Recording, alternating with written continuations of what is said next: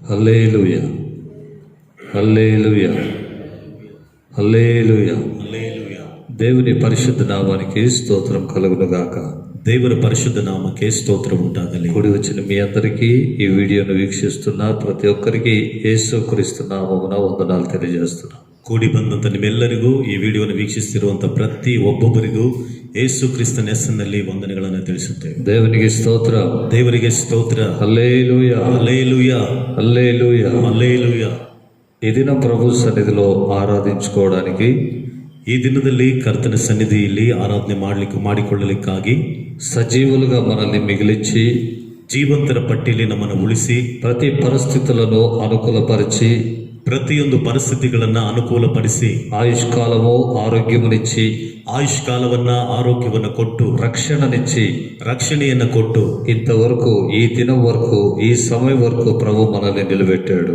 ಈ ದಿನದವರೆಗೂ, ಈ ಸಮಯದವರೆಗೂ ಕರ್ತನು ನಮ್ಮನ್ನು ನಿಲ್ಲಿಸಿದ್ದಾರೆ. అందుకై చేతులెత్తి ఒకసారి దేవునికి స్తోత్రం చెప్తాం. ಅದಕ್ಕಾಗಿ ನಮ್ಮ ಕೈಗಳನ್ನೆತ್ತಿ ನಾವು ದೇವರಿಗೆ స్తోತ್ರ ಹೇಳೋಣ. ప్రభా మీకు స్తోత్రం, స్తోత్రం, స్తోత్రం. మీరిచ్చిన ఆరోగ్యం, ఆయుష్కాలానికై మీకు స్తోత్రం. మీరిచ్చిన రక్షణకై మీకు స్తోత్రం అయ్యా. స్తోత్రం. మీ సన్నిధిలో మమ్మల్ని నిలబెట్టుకున్నందుకై మీకు స్తోత్రం, స్తోత్రం, స్తోత్రం. దేవుని వాక్యాన్ని చదువుకుందాం. ದೇವರ ವಾಕ್ಯವನ್ನು ಓದಿಕೊಳ್ಳೋಣ. 2వ తిమోతిలకు రాసిన పత్రికలో నుండి 2ನೇ ತಿಮೋತಿ ಬರೆದ ಪತ್ರಿಕೆಯಲ್ಲಿ 4వ అధ్యాయము 4ನೇ ಅಧ್ಯಾಯ 6-7 వచనాలను మనం చదువుకుందాం. 6 ಮತ್ತು 7 వచనಗಳನ್ನು ఓదిಕೊಳ್ಳೋಣ. నేనిప్పుడే పానార్పణముగా పోయబడుచున్నాను, నేను వెడలిపోవు కాలము సమీపమయ్యున్నది.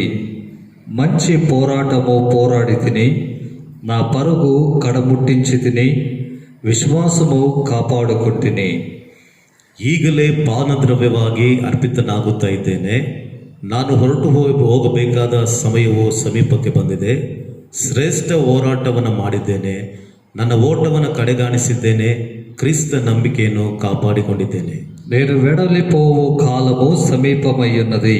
ನಾನು ಹೊರಟು ಹೋಗುವಂತ ಕಾಲವು ಸಮೀಪವಾಗಿದೆ. విశ్వాసమును నేను కాపాడుకుంటుని.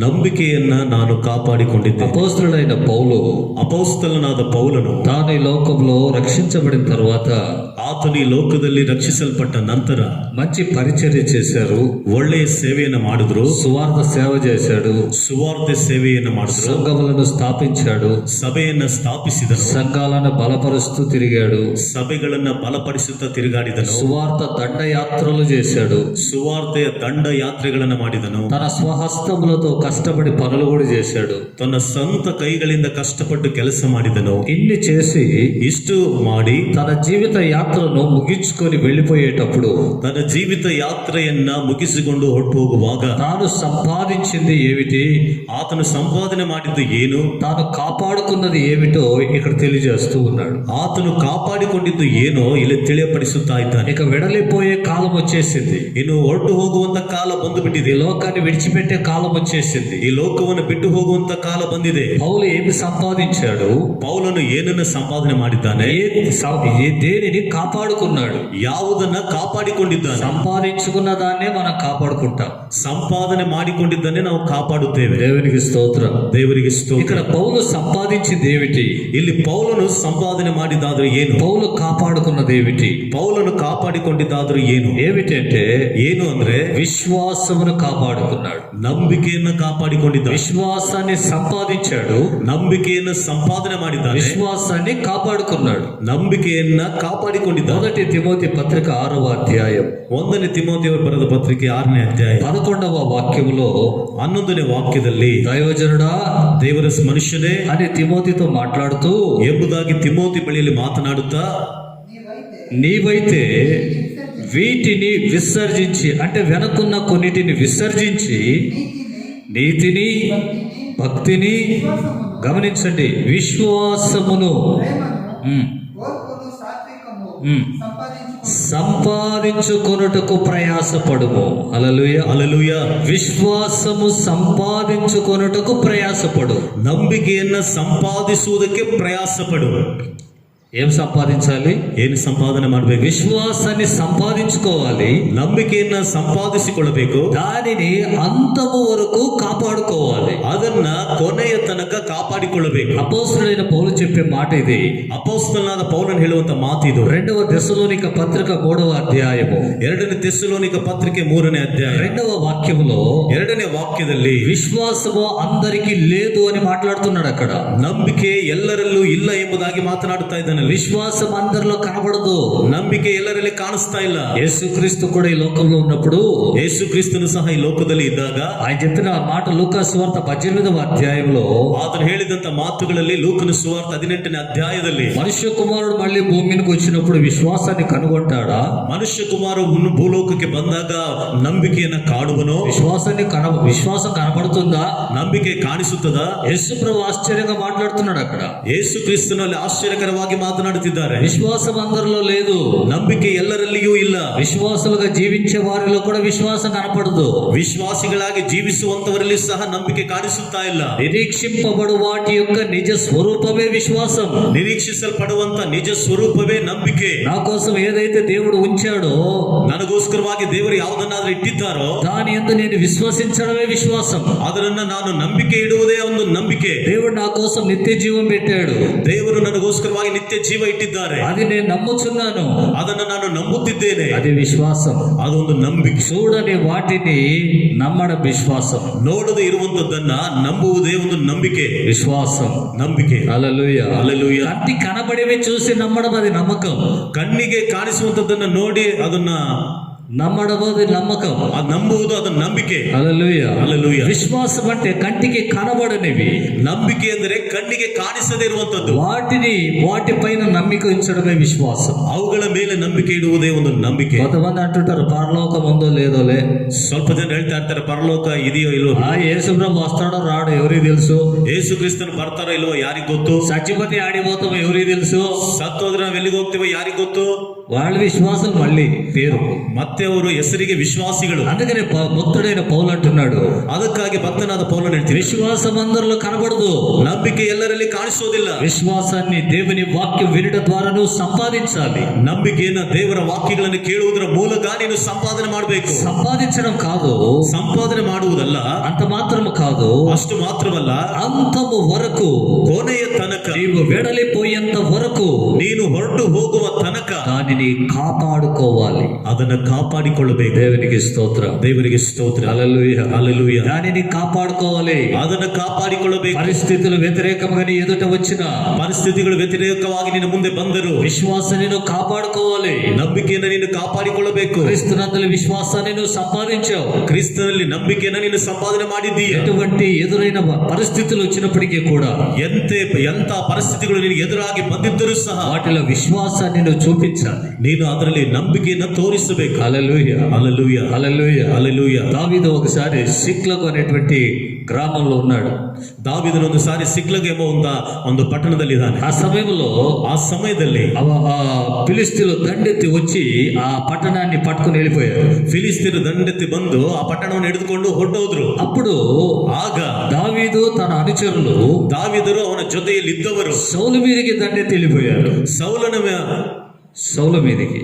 ಮೇಲೆ యుద్ధానికి బయలుదేరారు. ಯುದ್ಧಕ್ಕೆ ಹೊರಟೋದ್ರು. అప్పుడు సిక్లకు రాజు అంటున్నాడు, ಆಗ ಸಿಕ್ಲಗ್ ಅರಸನ್ ಹೇಳ್ತಿದ್ದಾನೆ, మీరు మాతో రావద్దు, ನೀವು ನಮ್ಮ ಸಂಗಡ ಬರಬೇಡ್ರಿ, వాపస్ వెళ్ళిపో అన్నాడు. ಹಿಂದಕ್ಕೆ ಹೊರಟೋಗ್ರಿ. వెనకొచ్చి చూసేసరికి భార్య పిల్లలు ఎవరు లేరు. ఇక్కడ ಹಿಂದಕ್ಕೆ ಬಂದು ನೋಡಿದಾಗ ಹಿಂದೆ ಹೆಂಡತಿ ಮಕ್ಕಳು ಯಾರು ಇಲ್ಲ. ఎవరు లేరు. ಯಾರು ಇಲ್ಲ. కారణం ఏంటంటే, ಕಾರಣವೇನೆಂದ್ರೆ ఫిలిస్తీన్లు వచ్చి దండెత్తి వాళ్ళని చెరపట్టి వెళ్ళిపోయారు. ಫಿಲಿಸ್ತೀನರು ದಂಡೆತ್ತಿ ಬಂದು ಅವರನ್ನ ಸೆರೆ ಹಿಡ್ಕೊಂಡು ఆ ಹೋಗಿದ್ದಾರೆ. సమయంలో ಆ ಸಮಯದಲ್ಲಿ తన అనుచరులందరూ కూడా ತನ್ನ ಜೊತೆಯಲ್ಲಿ ಇದ್ದವರೆಲ್ಲರೂ ಸಹ రాళ్ళు రువి చంపాలి దావీదు అని రాళ్ళు తీసుకున్నారు.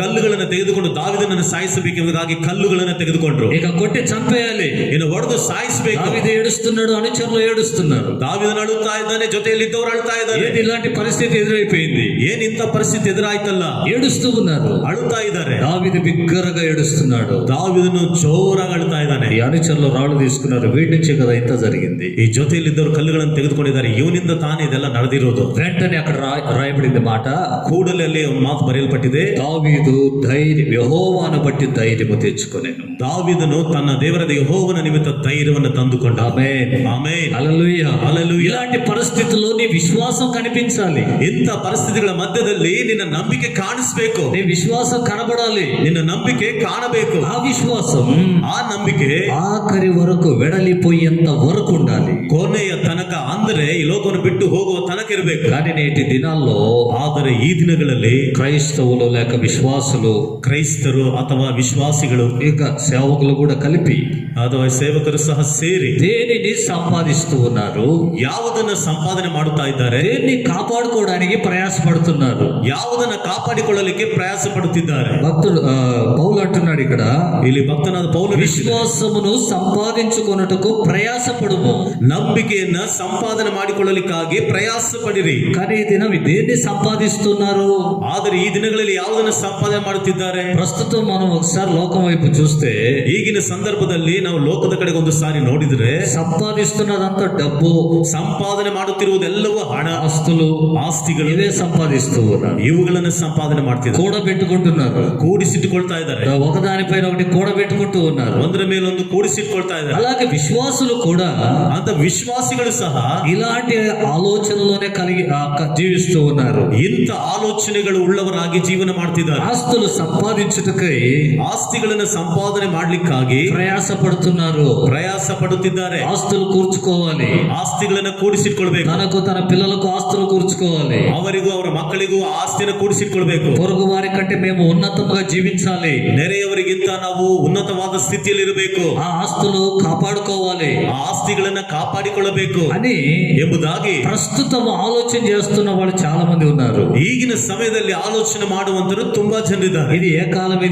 ಇದು ಯಾವ ಕಾಲ? వెడలిపోవు కాలం ఇది. ಹೊರಟು ಹೋಗುವಂತ ಕಾಲ ಇದು. సంఘము ఎత్తబడేటువంటి సమయం ఇది.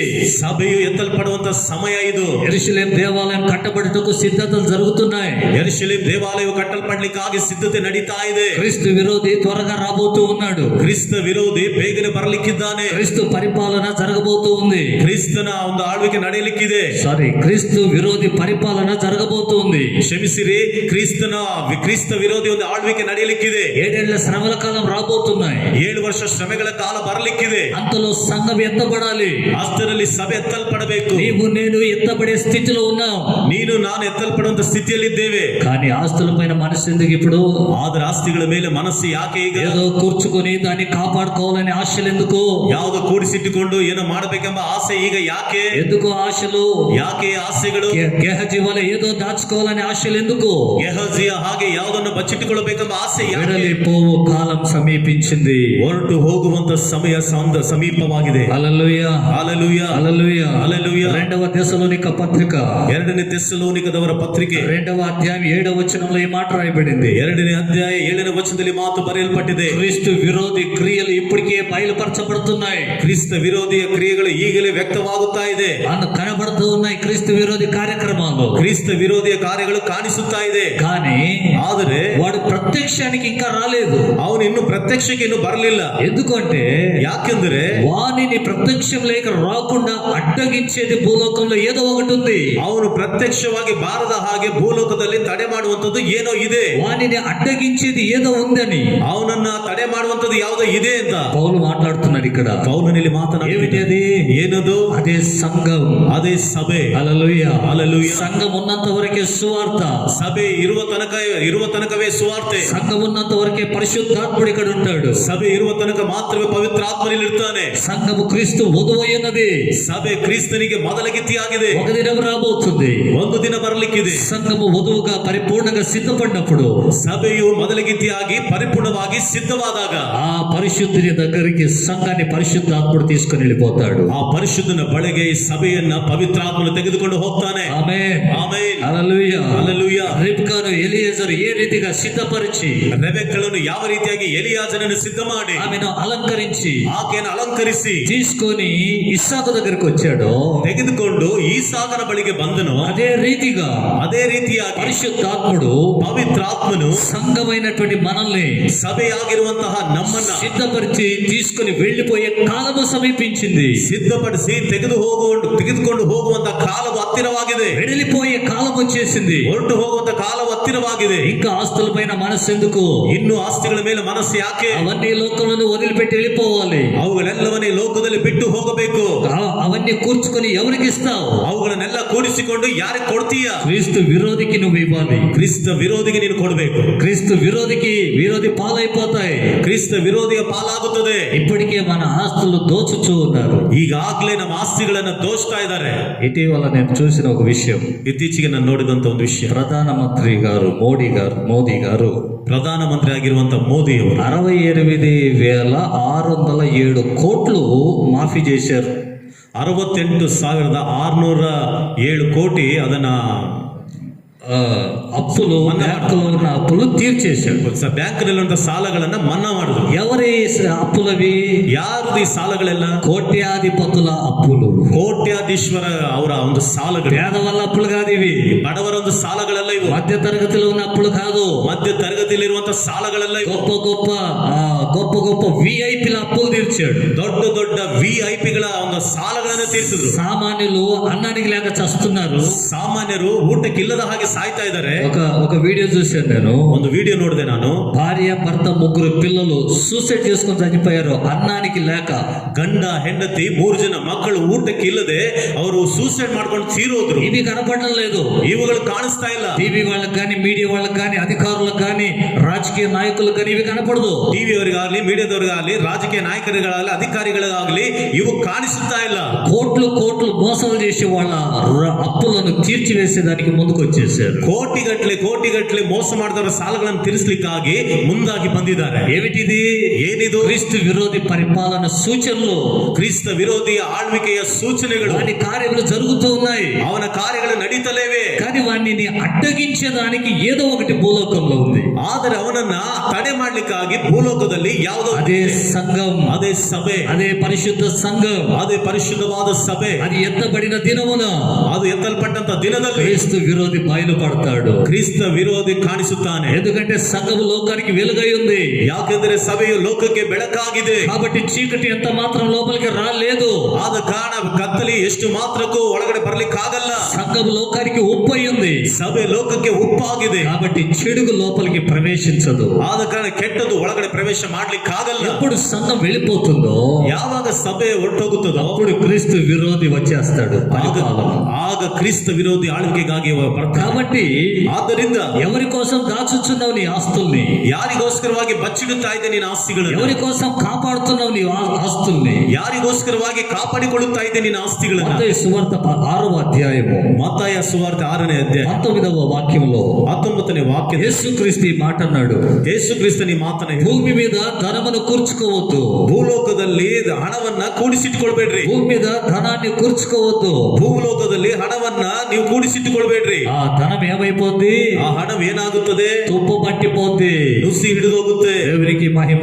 ದೇವರಿಗೆ ಮಹಿಮೆ. ఈ లోకంలో నువ్వు సంపాదించిన ఆ ఆస్తులన్నీ ఒక దినం పాడైపోతాయి. ಈ ಲೋಕದಲ್ಲಿ ನೀನು ಸಂಪಾದನೆ ಮಾಡಿದ ಆಸ್ತಿಗಳೆಲ್ಲವೂ ಒಂದು ದಿನ ಹಾಳಾಗೋಗುತ್ತದೆ. అంతేకాదు, ಅಷ್ಟು ಮಾತ್ರವಲ್ಲ, దానిపైనే నీ మనస్సు ఉంటుంది. ಅದರ ಮೇಲೆಯೇ ನಿನ್ನ ಮನಸ್ಸಿರುತ್ತದೆ. కాబట్టి జాగ్రత్త. ಆದ ಕಾರಣ ಎಚ್ಚರಿಕೆ. నువ్వు జాగ్రత్తగా ఉండు. ನೀನು ಎಚ್ಚರಿಕೆಯಾಗಿರು. నీ ఆస్తి ఎక్కడుంటే అక్కడనే నీ మనస్సు ఉంటుంది. ನಿನ್ನ ಆಸ್ತಿ ಎಲ್ಲಿರುತ್ತದೋ ನಿನ್ನ ಮನಸ್ಸು ಅಲ್ಲೇ ಇರುತ್ತದೆ. హల్లెలూయా, ಹಲ್ಲೆಲೂಯಾ. భక్తులు ఆది అపోస్తలుల కాలములో, ಅಪೊಸ್ತಲರ ಕಾಲದಲ್ಲಿ భక్తులు ఏం చేశారు? ಭಕ್ತರು ಏನು ಮಾಡಿದ್ರು? ఆస్తులన్నీ తెచ్చి అపోస్తలుల పాదం దగ్గర పెట్టారు. ಆಸ್ತಿಗಳನ್ನೆಲ್ಲ ತಂದು ಅಪೊಸ್ತಲರ ಪಾದಗಳ ಬಳಿಯಲ್ಲಿಟ್ರು. అక్కడ 34వ వచనంలో, 4వ అధ్యాయం 34వ వచనం అపోస్తల కార్యంలో రాయబడింది. ಅಪೊಸ್ತಲ ಕೃತ್ಯಗಳು 4ನೇ ಅಧ್ಯಾಯ 34ನೇ ವಚನದಲ್ಲಿ ಬರೆಯಲ್ಪಟ್ಟಿದೆ. ఎవరు తెచ్చి పెట్టారంటే, ಯಾರು ತಂದಿಟ್ಟಿದ್ದಾರಂದ್ರೆ, ఎవరంట? ಯಾರಂತೆ? 32వ వచనం. ಕ್ಷಮಿಸಿರಿ, 32ನೇ ಅಧ್ಯಾಯ. విశ్వసించిన వారు, ನಂಬಿಕೆ ಇಟ್ಟವರು. ఆమేన్, ಆಮೆನ್. విశ్వసించిన వారు, ನಂಬಿಕೆ ಇಟ್ಟವರು, విశ్వాసులు, ವಿಶ್ವಾಸ, విశ్వాసాన్ని సంపాదించిన వారు, ನಂಬಿಕೆಯನ್ನು ಸಂಪಾದನೆ ಮಾಡಿದ ಮಾಡಿದವು. ఆ విశ్వాసాన్ని కాపాడుకొనుటకై ಆ ನಂಬಿಕೆಯನ್ನು ಕಾಪಾಡಿಕೊಳ್ಳಲಿಕ್ಕಾಗಿ తమకున్నవి తెచ్చి ముందు అపోస్తల దగ్గర పెట్టి ತಮಗಿದ್ದದ್ದನ್ನೆಲ್ಲ ತಂದು ಅಪೊಸ್ತಲರ ಬಳಿಯಲ್ಲಿ ಇಟ್ಟು ఇక విశ్వాసంతో జీవితాన్ని ప్రారంభించారు. ಇನ್ನು ನಂಬಿಕೆಯಿಂದ ಅವರ ಜೀವಿತವನ್ನು ಪ್ರಾರಂಭಿಸುವುದು. దేవునికి మహిమ, ದೇವರಿಗೆ ಮಹಿಮೆ. హల్లెలూయా. హల్లెలూయా. అందుకే హెబ్రీ పత్రికలో పత్రికారుడు అంటున్నాడు, ಅದಕ್ಕಾಗಿ ಎಬ್ರಿ ಪತ್ರಿಕೆಯಲ್ಲಿ ಪತ್ರಿಕೆಗಾರನು ಹೇಳುತ್ತಾ ಇದ್ದಾನೆ 10వ అధ్యాయం 34వ వచనంలో 10ನೇ ಅಧ್ಯಾಯ 34ನೇ ವಚನದಲ್ಲಿ వారు ఏం చేశారంట, ಅವ್ರೇನ್ ಮಾಡಿದ್ರಂತೆ, విశ్వాసమును బట్టి ನಂಬಿಕೆಯ ನಿಮಿತ್ತವಾಗಿ వారి ఆస్తులు ಅವರ ಆಸ್ತಿಗಳನ್ನ సంతోషంగా ఇచ్చేశారంట. ಸಂತೋಷವಾಗಿ ಕೊಟ್ಟು ಬಿಟ್ರಂತೆ. మీరు మీ ఆస్తి కోల్పోవుటకు సంతోషంగా ఒప్పుకొంటిరి. ನಿಮ್ಮ ಆಸ್ತಿಗಳನ್ನು ಸುಲುಕೊಳ್ಳುವುದಕ್ಕೆ ಸಂತೋಷದಿಂದ ಒಪ್ಪಿಕೊಂಡಿರಿ. ఆమేన్, ಆಮೆನ್. హల్లెలూయా. హల్లెలూయా. ఎందుకని? ಯಾದಕ್ಕಾಗಿ మీకు మరి శ్రేష్టమైన స్థిరమైన స్వాస్థ్యం ఉన్నదని ఎరిగి ನಿಮಗೆ ಶ್ರೇಷ್ಠವಾದ ಸ್ಥಿರವಾದ ಸ್ವಾಸ್ಥ್ಯವು ಇದೆ ಎಂಬುದಾಗಿ ತಿಳಿದು మీ ఆస్తులు సంతోషంగా ఇచ్చేసిద్దిరి. ನಿಮ್ಮ ಆಸ್ತಿಗಳನ್ನ ಸಂತೋಷವಾಗಿ ಕೊಟ್ಟು ಬಿಟ್ರಿ. హల్లెలూయా. హల్లెలూయా. సంతోషం ఉందా దేవునికి ఇవ్వడానికి? ಸಂತೋಷವಾಗಿದೆ ದೇವರಿಗೆ ಕೊಡ್ಲಿಕ್ಕಾಗಿ. దేవుడు నీకు ఇచ్చిన దాన్ని దేవునికి సమర్పించుటకు సంతోషం ఉందా? ದೇವರು ನಿನಗೆ ಕೊಟ್ಟಿದ್ದನ್ನ ದೇವರಿಗೆ ಸಮರ್ಪಣೆ ಮಾಡ್ಲಿಕ್ಕಾಗಿ ನಿನಗೆ ಸಂತೋಷವಿದೆಯಾ? అలా నువ్వు ఇవ్వగలిగితే నువ్వు ఆశీర్వదించబడతావు. ಆ ರೀತಿಯಾಗಿ ನೀನು ಕೊಡುವುದಾದರೆ ನೀನು ಆಶೀರ್ವದಿಸಲ್ಪಡ್ತೀಯ. నీకు రెట్టింపు బహుమతి దొరుకుతుంది. ನಿನಗೆ 2ರಷ್ಟು ಬಹುಮಾನ ಸಿಗುತ್ತೆ. 100 రెట్లు నువ్వు సంపాదించుకుంటావని బైబిల్ చెప్తుంది. 100ರಷ್ಟು ನೀನು ಸಂಪಾದನೆ ಮಾಡಿಕೊಳ್ಳುತ್ತೆ ಎಂದು ಸತ್ಯವೇದ ಹೇಳುತ್ತದೆ. అన్న దేవుని యొద్ద నుండి సమయంలో పొందుకున్నది, ಅನ್ನಳು ದೇವರ ಬಳಿಯಿಂದ ಸಮುವೇಲನನ್ನು ಹೊಂದಿಕೊಂಡಳು. సమయంలో దేవునికి సమర్పించింది. ಸಮುವೇಲನನ್ನ ದೇವರಿಗೆ ಸಮರ್ಪಣೆ ಮಾಡಿದ. ఎంతటి ప్రవక్త అయిపోయాడు అతను. ಆತನು ಎಷ್ಟು ದೊಡ್ಡ ಪ್ರವಾದಿಯಾದನು. ఆమేన్, ಆಮೆನ್. హల్లెలూయా. ಹಲ್ಲೆಲೂಯಾ. అలాగే ಹಾಗೆಯೇ అన్నకు తిరిగి పిల్లలు దేవుడిచ్చాడు. ಅನ್ನಳಿಗೆ ದೇವರು ಪುನಃ ಮಕ್ಕಳನ್ನು ಕೊಟ್ಟು ఒక్క కొడుకు ఇవ్వండి సార్ అని అడిగిందండి. ಒಂದು ಮಗುವನ್ನು ಕೊಡು ಎಂದು ಕೇಳಿದ್ರು. ಸಾಕು, ఒక్కటి ఇవ్వమన్నది. ಒಂದು ಕೊಡು ಅಂತ ಕೇಳಿ తిరిగి ఆ ఒక్కటి దేవునికి సమర్పించింది. ಪುನಃ ಒಂದನ್ನ ತಿರುಗಿ ದೇವರಿಗೆ ಸಮರ್ಪಣೆ ఆ ಮಾಡಿದ. నింద తొలగిపోయింది, చాలు అనుకున్నది. ನನ್ನ ನಿಂದೆ ತೆಗೆದಾಕಲ್ಪಡುತ್ತೆ ಎಂದು ಸಾಕು ಅಂತ ಅಂದ್ಕೊಂಡ. హల్లెలూయా. హల్లెలూయా. దేవుడు తిరిగి ఇచ్చాడు ఆమెకు. ದೇವರು ಪುನಃ ಆಕೆಗೆ నీకు తిరిగి ఇవ్వడానికి దేవుడు సమర్థుడు. ದೇವರಿಗೆ ತಿರುಗಿ ಕೊಡ್ಲಿಕ್ಕೆ ಆತನು ಸಮರ್ಥನು. దేవునికి స్తోత్ర. ದೇವರಿಗೆ ಸ್ತೋತ್ರ. నీ డబ్బు ఈ లోకంలో ఉంటే ನಿನ್ನ ಹಣವು ಈ ಲೋಕದಲ್ಲಿ ಇದ್ರೆ అది మంచిది కాదు. ಅದು ಒಳ್ಳೆಯದಲ್ಲ. నీ మనసు అక్కడే ఉంటుంది. ನಿನ್ನ ಮನಸ್ಸಲ್ಲೇ ಇರುತ್ತದೆ. కాబట్టి పరలోకమందు ఆస్తి సమకూర్చుకో. ಆದ್ದರಿಂದ ಪರಲೋಕದಲ್ಲಿ ಆಸ್ತಿಯನ್ನು ಕೂಡಿಸಿಟ್ಟು ఆ దినపు విశ్వాసులు, ಆ ದಿನದ ವಿಶ್ವಾಸಿಗಳು, ఈ దినంలో కూడా చాలా మంది విశ్వాసులు ಈ ದಿನದಲ್ಲಿಯೂ ಸಹ ತುಂಬಾ ಜನ ವಿಶ್ವಾಸಿಗಳು తమ విశ్వాసము కంటే ತಮ್ಮ ನಂಬಿಕೆಗಿಂತ ఎక్కువ ఏది లేదని గ్రహించి ಹೆಚ್ಚಾಗಿ ಯಾವುದು ಇಲ್ಲ ಎಂಬುದಾಗಿ ತಿಳಿದುಕೊಂಡು తమ ఆస్తులు కూడా దేవుని సన్నిధికి ఇచ్చేశారు. ತಮ್ಮ ಆಸ್ತಿಗಳನ್ನು ಸಹ ದೇವರ ಸನ್ನಿಧಾನಕ್ಕೆ ಕೊಟ್ಟು ಬಿಟ್ಟು ఉన్నారు, ఇప్పటికీ ఉన్నారు. ಈಗಲೂ ಸಹ ಇದ್ದಾರೆ. దేవునికి మహిమ కలుగును గాక. ದೇವರಿಗೆ ಮಹಿಮೆ ಉಂಟಾ. హల్లెలూయా. హల్లెలూయా. ఆస్తులు ಆಸ್ತಿಗಳು నీ విశ్వాసం నుండి నిన్ను తొలగిస్తాయి. ನಿನ್ನ ನಂಬಿಕೆಯಿಂದ ನಿನ್ನನ್ನು ತೊಲಗಿಸುತ್ತದೆ. విశ్వాసాన్ని నువ్వు కాపాడుకోలేకుండా చేస్తాయి. ನಂಬಿಕೆಯನ್ನು ನೀನು ಕಾಪಾಡಿಕೊಳ್ಳದ ಹಾಗೆ ಮಾಡುತ್ತದೆ. ఆస్తిని కాపాడుకోవడానికి నువ్వు విశ్వాసాన్ని విడిచిపెట్టాల్సి వస్తుంది. ಆಸ್ತಿಯನ್ನು ಕಾಪಾಡಿಕೊಳ್ಳಲಿಕ್ಕಾಗಿ ನೀನು ನಂಬಿಕೆಯನ್ನ ಬಿಟ್ಟು ಬಿಡಬೇಕಾಗುತ್ತದೆ. చాలా జాగ్రత్త. ತುಂಬಾ ಎಚ್ಚರಿಕೆ. పౌలు విశ్వాసాన్ని కాపాడుకున్నాడు. ಪೌಲನು ನಂಬಿಕೆಯನ್ನು ಕಾಪಾಡಿಕೊಂಡ. రెండో విషయము ಎರಡನೇ ವಿಷಯ డబ్బు. ಹಣ. డబ్బు. ಹಣ. హల్లెలూయా. హల్లెలూయా. డబ్బు విషయంలో కూడా ಹಣದ ವಿಷಯದಲ್ಲಿ ಸಹ చాలా మంది విశ్వాసానికి విరుద్ధంగా వెళ్ళిపోయారు. ತುಂಬಾ ಜನ ನಂಬಿಕೆಗೆ ವಿರೋಧವಾಗಿ ಹೊರಟೋದ್ರು. యాకోబు పత్రిక 5వ అధ్యాయం ಯಾಕೋಬನ ಪತ್ರಿಕೆ 5ನೇ ಅಧ್ಯಾಯ 1 నుండి 3 వచనాలు చదువుకుంటే 1ರಿಂದ 3 ವಚನಗಳ ತನಕ ಓದಿಕೊಂಡರೆ అక్కడ ಅಲ್ಲಿ ధనవంతులను గూర్చి, ಹಣವಂತರನ್ನು ಕುರಿತಾಗಿ, ధనవంతుల మీదకి వచ్చే ఉపద్రవమును గూర్చి రాయబడింది. ಐಶ್ವರ್ಯವಂತರ ಮೇಲೆ ಬರುವಂತಹ ಉಪದ್ರವದ ಕುರಿತಾಗಿ ಅಲ್ಲಿ ಬರೆಯಲ್ಪಟ್ಟಿದೆ. ಅವರು దానిని కాపాడుకోవడానికి ప్రయాసపడుచు ಅದನ್ನ ಕಾಪಾಡಿಕೊಳ್ಳಲಿಕ್ಕಾಗಿ ಪ್ರಯಾಸ ಪಡುತ್ತಾ విశ్వాసాన్ని విడిచిపెట్టారు. ನಂಬಿಕೆಯನ್ನು ಬಿಟ್ಟು ಬಿಟ್ರು. దేవుణ్ణి విడిచిపెట్టారు. ದೇವರನ್ನು ಬಿಟ್ಟು ಬಿಟ್ರು. ఇక్కడ రాయబడింది 3వ వచనంలో, ಇಲ್ಲಿ 3ನೇ ವಚನದಲ್ಲಿ ಬರೆಯಲ್ಪಟ್ಟಿದೆ, అంత్య దినముల యందు ధనమును కూర్చుకొంటిరి. ಕಡೆಯ ದಿವಸಗಳಲ್ಲಿ ನಿಮ್ಮ ಹಣವನ್ನ ಕೂಡಿಸಿಟ್ಟುಕೊಂಡ್ರಿ. దేవుడు ఇస్తున్నాడు, తీసుకొని అనుభవిస్తున్నావు, మంచిది. ದೇವರು ಕೊಡ್ತಾ ಇದ್ದಾರೆ, ತೆಗೆದುಕೊಳ್ತಾ ಇದೆಯಾ, ಅನುಭವಿಸುತ್ತಾ ಇದೆಯಾ, ತುಂಬಾ ಒಳ್ಳೆಯದು. కానీ నీకు ఎందుకు ఇస్తున్నాడు దేవుడు? ಆದ್ರೆ ದೇವರು ನಿನಗೆ ಯಾತಕ ಕೊಡ್ತಾ ಇದ್ದಾರೆ? నీకు ఇచ్చిన దాంట్లో భాగాన్ని దేవునికి ఇవ్వమని ఇస్తున్నాడు. ನಿನ್ನ ಕೊಟ್ಟಂತದ್ರಲ್ಲಿ ಭಾಗವನ್ನ ದೇವರಿಗೆ ಕೊಡ್ಲಿಕ್ಕಾಗಿ ನೀನು ಕೊಡ್ತಾ ಇದ್ದಾನೆ. అధికముగా ఉన్నది దేవుని పనికి ఖర్చు పెట్టమని ఇస్తున్నాడు. ಹೆಚ್ಚಾಗಿರುವಂತದ್ದನ್ನ ದೇವರ ಕೆಲಸಕ್ಕಾಗಿ ಖರ್ಚು ಮಾಡಿ ಎಂದು ಕೊಡ್ತಾ ಇದ್ದಾರೆ. మన్నాను దేవుడు కురిపించేటప్పుడు ఇశ్రాయేలీయులకు ಮನ್ನಾವನ್ನ ಇಸ್ರಾಯೇಲರಿಗೆ ದೇವರು ಅದನ್ನು ಸುರಿಸುವಾಗ 2.5 సేర్లు తీసుకోమన్నాడు. 2.5 ಸೇರ್ ತೆಗೆದುಕೊ ಅಂತ ಹೇಳಿದ್ರು. ప్రతి ఒక్కరికి ఒక లిమిట్ పెట్టాడు. ಪ್ರತಿ ಒಬ್ಬರಿಗೊಂದು ಮಿತಿಯನ್ನ ಇಟ್ರು. అంటే లిమిట్ ప్రకారంగా ప్రతి దినం ఆకాశం నుండి మన్నా వస్తుంది. ಆ ಪರಿಮಿತಿಯ ಮೇರೆಗೆ ಆಕಾಶದಿಂದ ಮನ್ನಾ ಅವರಿಗೆ ಬರ್ತಾ ಇದೆ. కొంతమంది ఎక్కువ కూర్చుకున్నారు, ಸ್ವಲ್ಪ ಜನರು ಹೆಚ್ಚಾಗಿ ಕೂಡಿಸ್ಕೊಂಡು. అంటే అర్థమైంది, ಅದರ ಅರ್ಥವೇನು? ಕಾರಣವೇನು? నీ పొరుగు వారిని నువ్వు దోచుకుంటున్నావు. ನಿನ್ನ ನೆರೆಯವನ್ನ ನೀನು ದೋಚ್ಕೊಳ್ತಾ ಇದೀಯ. కొంతమందికి తక్కువైపోయింది. ಸ್ವಲ್ಪ ಜನರಿಗೆ ಕಡಿಮೆ ಆಯ್ತು. దేవుడు కోపగించాడు. ದೇವರು ಕೋಪಿಸಿಕೊಂಡ್ರು. కొంతమంది కూర్చుకున్నారు.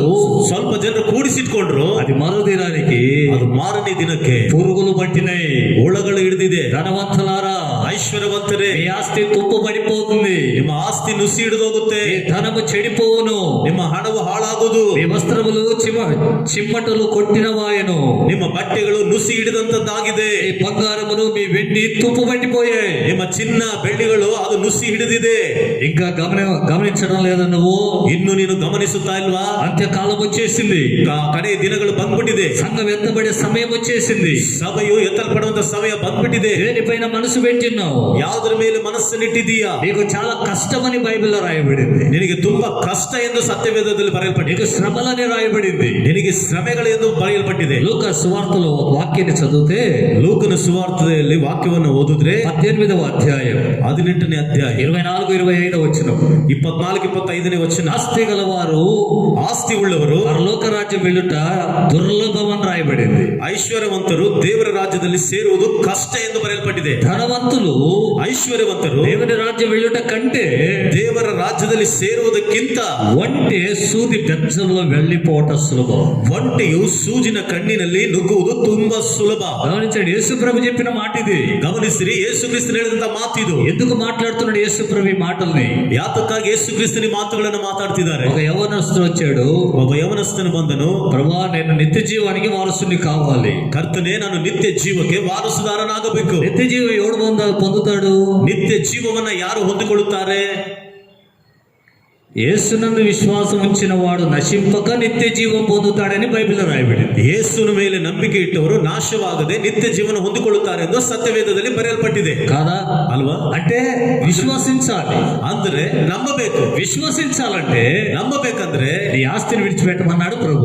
ನಿನ್ನ ಆಸ್ತಿಗಳನ್ನು ಬಿಟ್ಟು ಬಿಡಬೇಕೆಂದು ಹೇಳಿದ್ರು ಕರ್ತನು. నీ ధనము ఇచ్చేయమన్నాడు. ನಿನ್ನ ಹಣವನ್ನು ಕೊಟ್ಟು ಬಿಡು ಅಂತ నీ ಹೇಳಿ. ఆస్తిని అమ్మి పేదలకు ఇచ్చేయి. ನಿನ್ನ ಆಸ್ತಿಯನ್ನು ಮಾರಿ ಬಡವರಿಗೆ ಕೊಡು. నీవు నన్ను వెంబడించు అన్నాడు. ನೀನು ನನ್ನನ್ನು ಹಿಂಬಾಲಿಸು ಅಂತ ಹೇಳು. నువ్వు విశ్వాసాన్ని కాపాడుకోవాలి. ನೀನು ನಂಬಿಕೆಯನ್ನು ಕಾಪಾಡಿಕೊಳ್ಳಬೇಕು. నిత్య జీవం నీకు కావాలి. ನಿತ್ಯ ಜೀವವು ನಿನಗೆ ಬೇಕು. ఇది కావాలంటే నువ్వేం చేయాలి? ಇದು ಬೇಕು ಅಂದ್ರೆ ನೀನು ಮಾಡಬೇಕು. నీ ఆస్తిని పేదలకు ఇచ్చేయమన్నాడు. ನಿನ್ನ ಆಸ್ತಿಯನ್ನು ಬಡವರಿಗೆ ಕೊಟ್ಟು ಬಿಡು ಅಂತ ಹೇಳು. అతడు బహుబలము ధనము కలిగిన వాడంట. ಆತನು ತುಂಬಾ ಹಣ ಉಳ್ಳವನಂತೆ. ఆ మాటకు వ్యసనపడి వెళ్ళిపోయాడు. ಆ ಮಾತಿಗೆ ಆತನು ಬೇಸರಗೊಂಡು ಹೊರಟೋದನು. విశ్వాసాన్ని విడిచిపెట్టాడు. ನಂಬಿಕೆಯನ್ನ ಬಿಟ್ಟು ಬಿಟ್ಟನು. హల్లెలూయా. ಹಲ್ಲೆಲೂಯಾ. మీకు అర్థం కావాలని మళ్ళీ చెప్తున్నా. ನಿಮಗೆ ಅರ್ಥವಾಗ್ಲಿ ಎಂದು ಮತ್ತೆ ಹೇಳ್ತಾ ಇದ್ದೀನಿ. దేవుడి లోకాన్ని ఎంతో ప్రేమించి ದೇವರು ಈ ಲೋಕವನ್ನ ಇಷ್ಟೋ ಪ್ರೀತಿಸಿ తన అద్వితీయ కుమారునిగా పుట్టిన వాని యందు ತನ್ನ ಒಬ್ಬನೇ ಮಗನಾಗುಟ್ಟಿದಂತ ಯೇಸು ಕ್ರಿಸ್ತನಲ್ಲಿ యేసుక్రీస్తుని లోకానికి పంపించాడు. ಯೇಸುವನ ಈ ಲೋಕಕ್ಕೆ ಕಳಿಸಿದನು. ఆ కుమారునియందు విశ్వాసం ఉంచిన ప్రతివాడు ಆ ಮಗನ ಮೇಲೆ ನಂಬಿಕೆ ಇಟ್ಟಂತ ಪ್ರತಿ ಒಬ್ಬನು నశింపక నిత్య జీవం పొందుతాడు. ನಾಶವಾಗದ ನಿತ್ಯ ಜೀವವನ್ನು ಹೊಂದುತ್ತಾನೆ. ఈ ఐశ్వర్యవంతుడు అడిగాడు యవనస్తుడు, ಈ ಐಶ್ವರ್ಯವಂತನಾದ ಯವನಸ್ಥನು ಹೇಳ್ತಾ ಇದ್ದಾನೆ, నిత్య జీవం కావాలి. ನಿತ್ಯ ಜೀವ ಬೇಕು. నిత్య జీవం పొందాలంటే విశ్వాసం నీలో రావాలి. ನೀನು ನಿತ್ಯ ಜೀವವನ್ನು ಹೊಂದಬೇಕಂದ್ರೆ ನಿನ್ನಲ್ಲಿ ನಂಬಿಕೆ ಬರಬೇಕು. విశ్వాసం నీలో రావాలంటే నీ ఆస్తి తొలగిపోవాలి. ನಂಬಿಕೆ ನಿನ್ನಲ್ಲಿ ಬರಬೇಕಂದ್ರೆ ನಿನ್ನ ಆಸ್ತಿ ತೆಗೆದಾಕಲ್ಪಡಬೇಕು. హల్లెలూయా. ಹಲ್ಲೆಲೂಯಾ. హల్లెలూయా. లింక్ పెట్టాడు అక్కడ. ಅಲ್ಲಿ ಹೊಂದಾಣಿಕೆ ಒಂದಕ್ಕೊಂದು అక్కడ లింక్ ఉంది.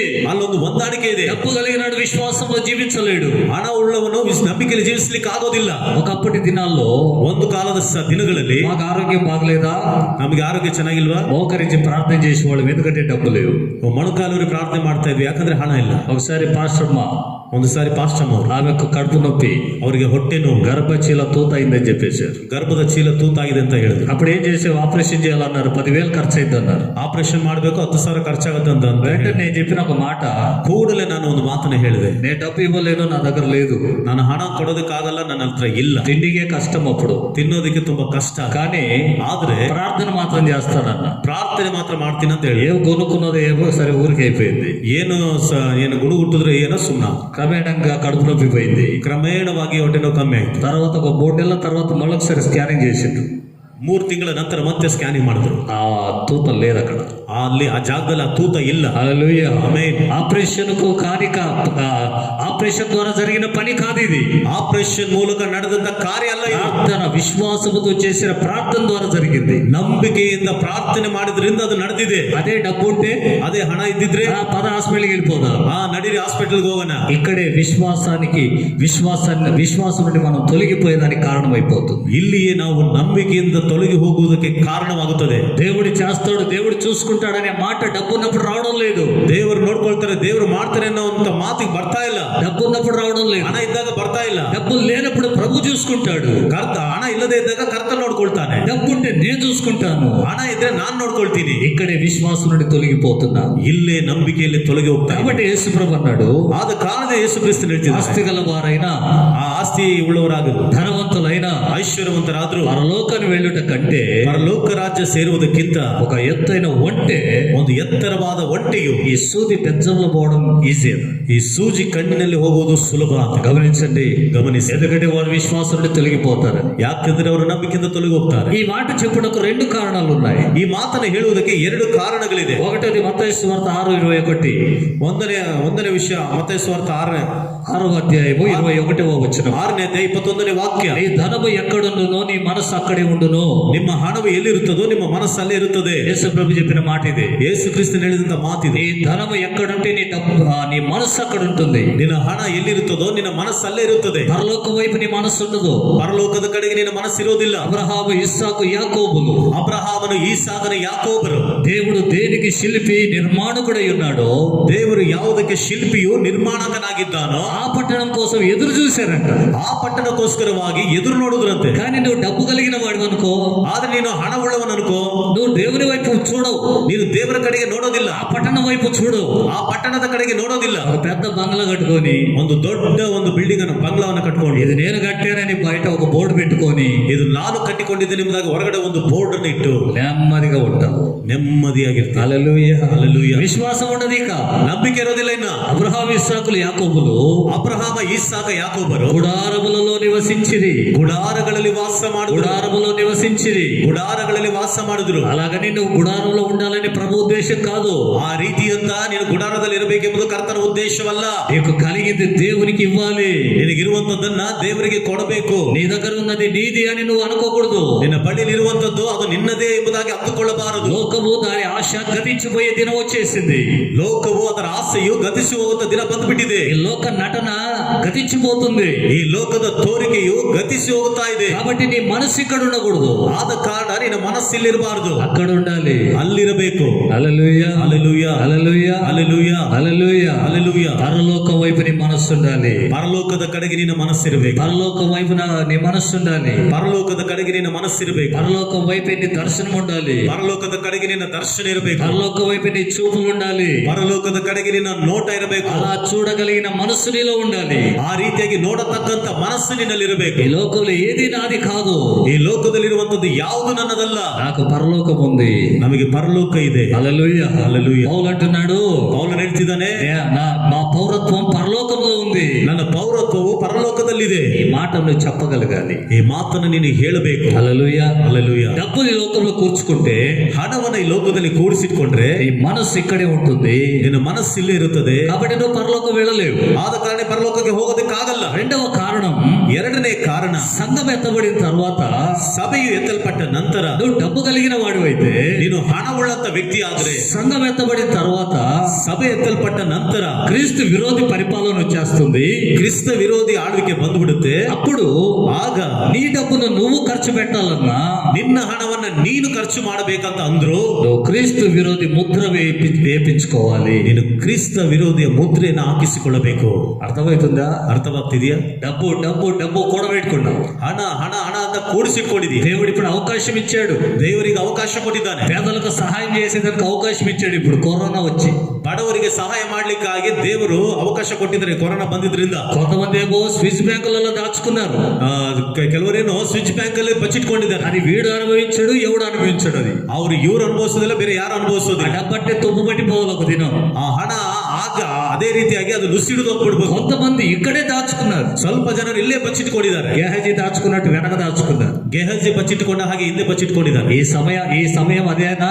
ಈ ಸಮಯ ಅದೇನಾ? ద్రాక్ష తోటలు సంపాదించుకునే సమయమా ఇది? ದ್ರಾಕ್ಷ ತೋಟಗಳನ್ನು ಸಂಪಾದನೆ ಮಾಡಿಕೊಳ್ಳುವುದಕ್ಕೆ ಇದು ಸಣ್ಣ ಸಮಯನಾ? ఆస్తులు సంపాదించుకునే సమయమా ఇది? ಆಸ್ತಿಗಳನ್ನು ಸಂಪಾದನೆ ಮಾಡಿಕೊಳ್ಳುವಂತ ಸಮಯನಾ ಇದು? డబ్బు కూడబెట్టుకునే సమయమా? ಹಣನ ಕೂಡಿಸಿಟ್ಕೊಳ್ಳುವಂತ ಸಮಯನಾ? పరలోకానికి వెళ్లే సమయం ఇది.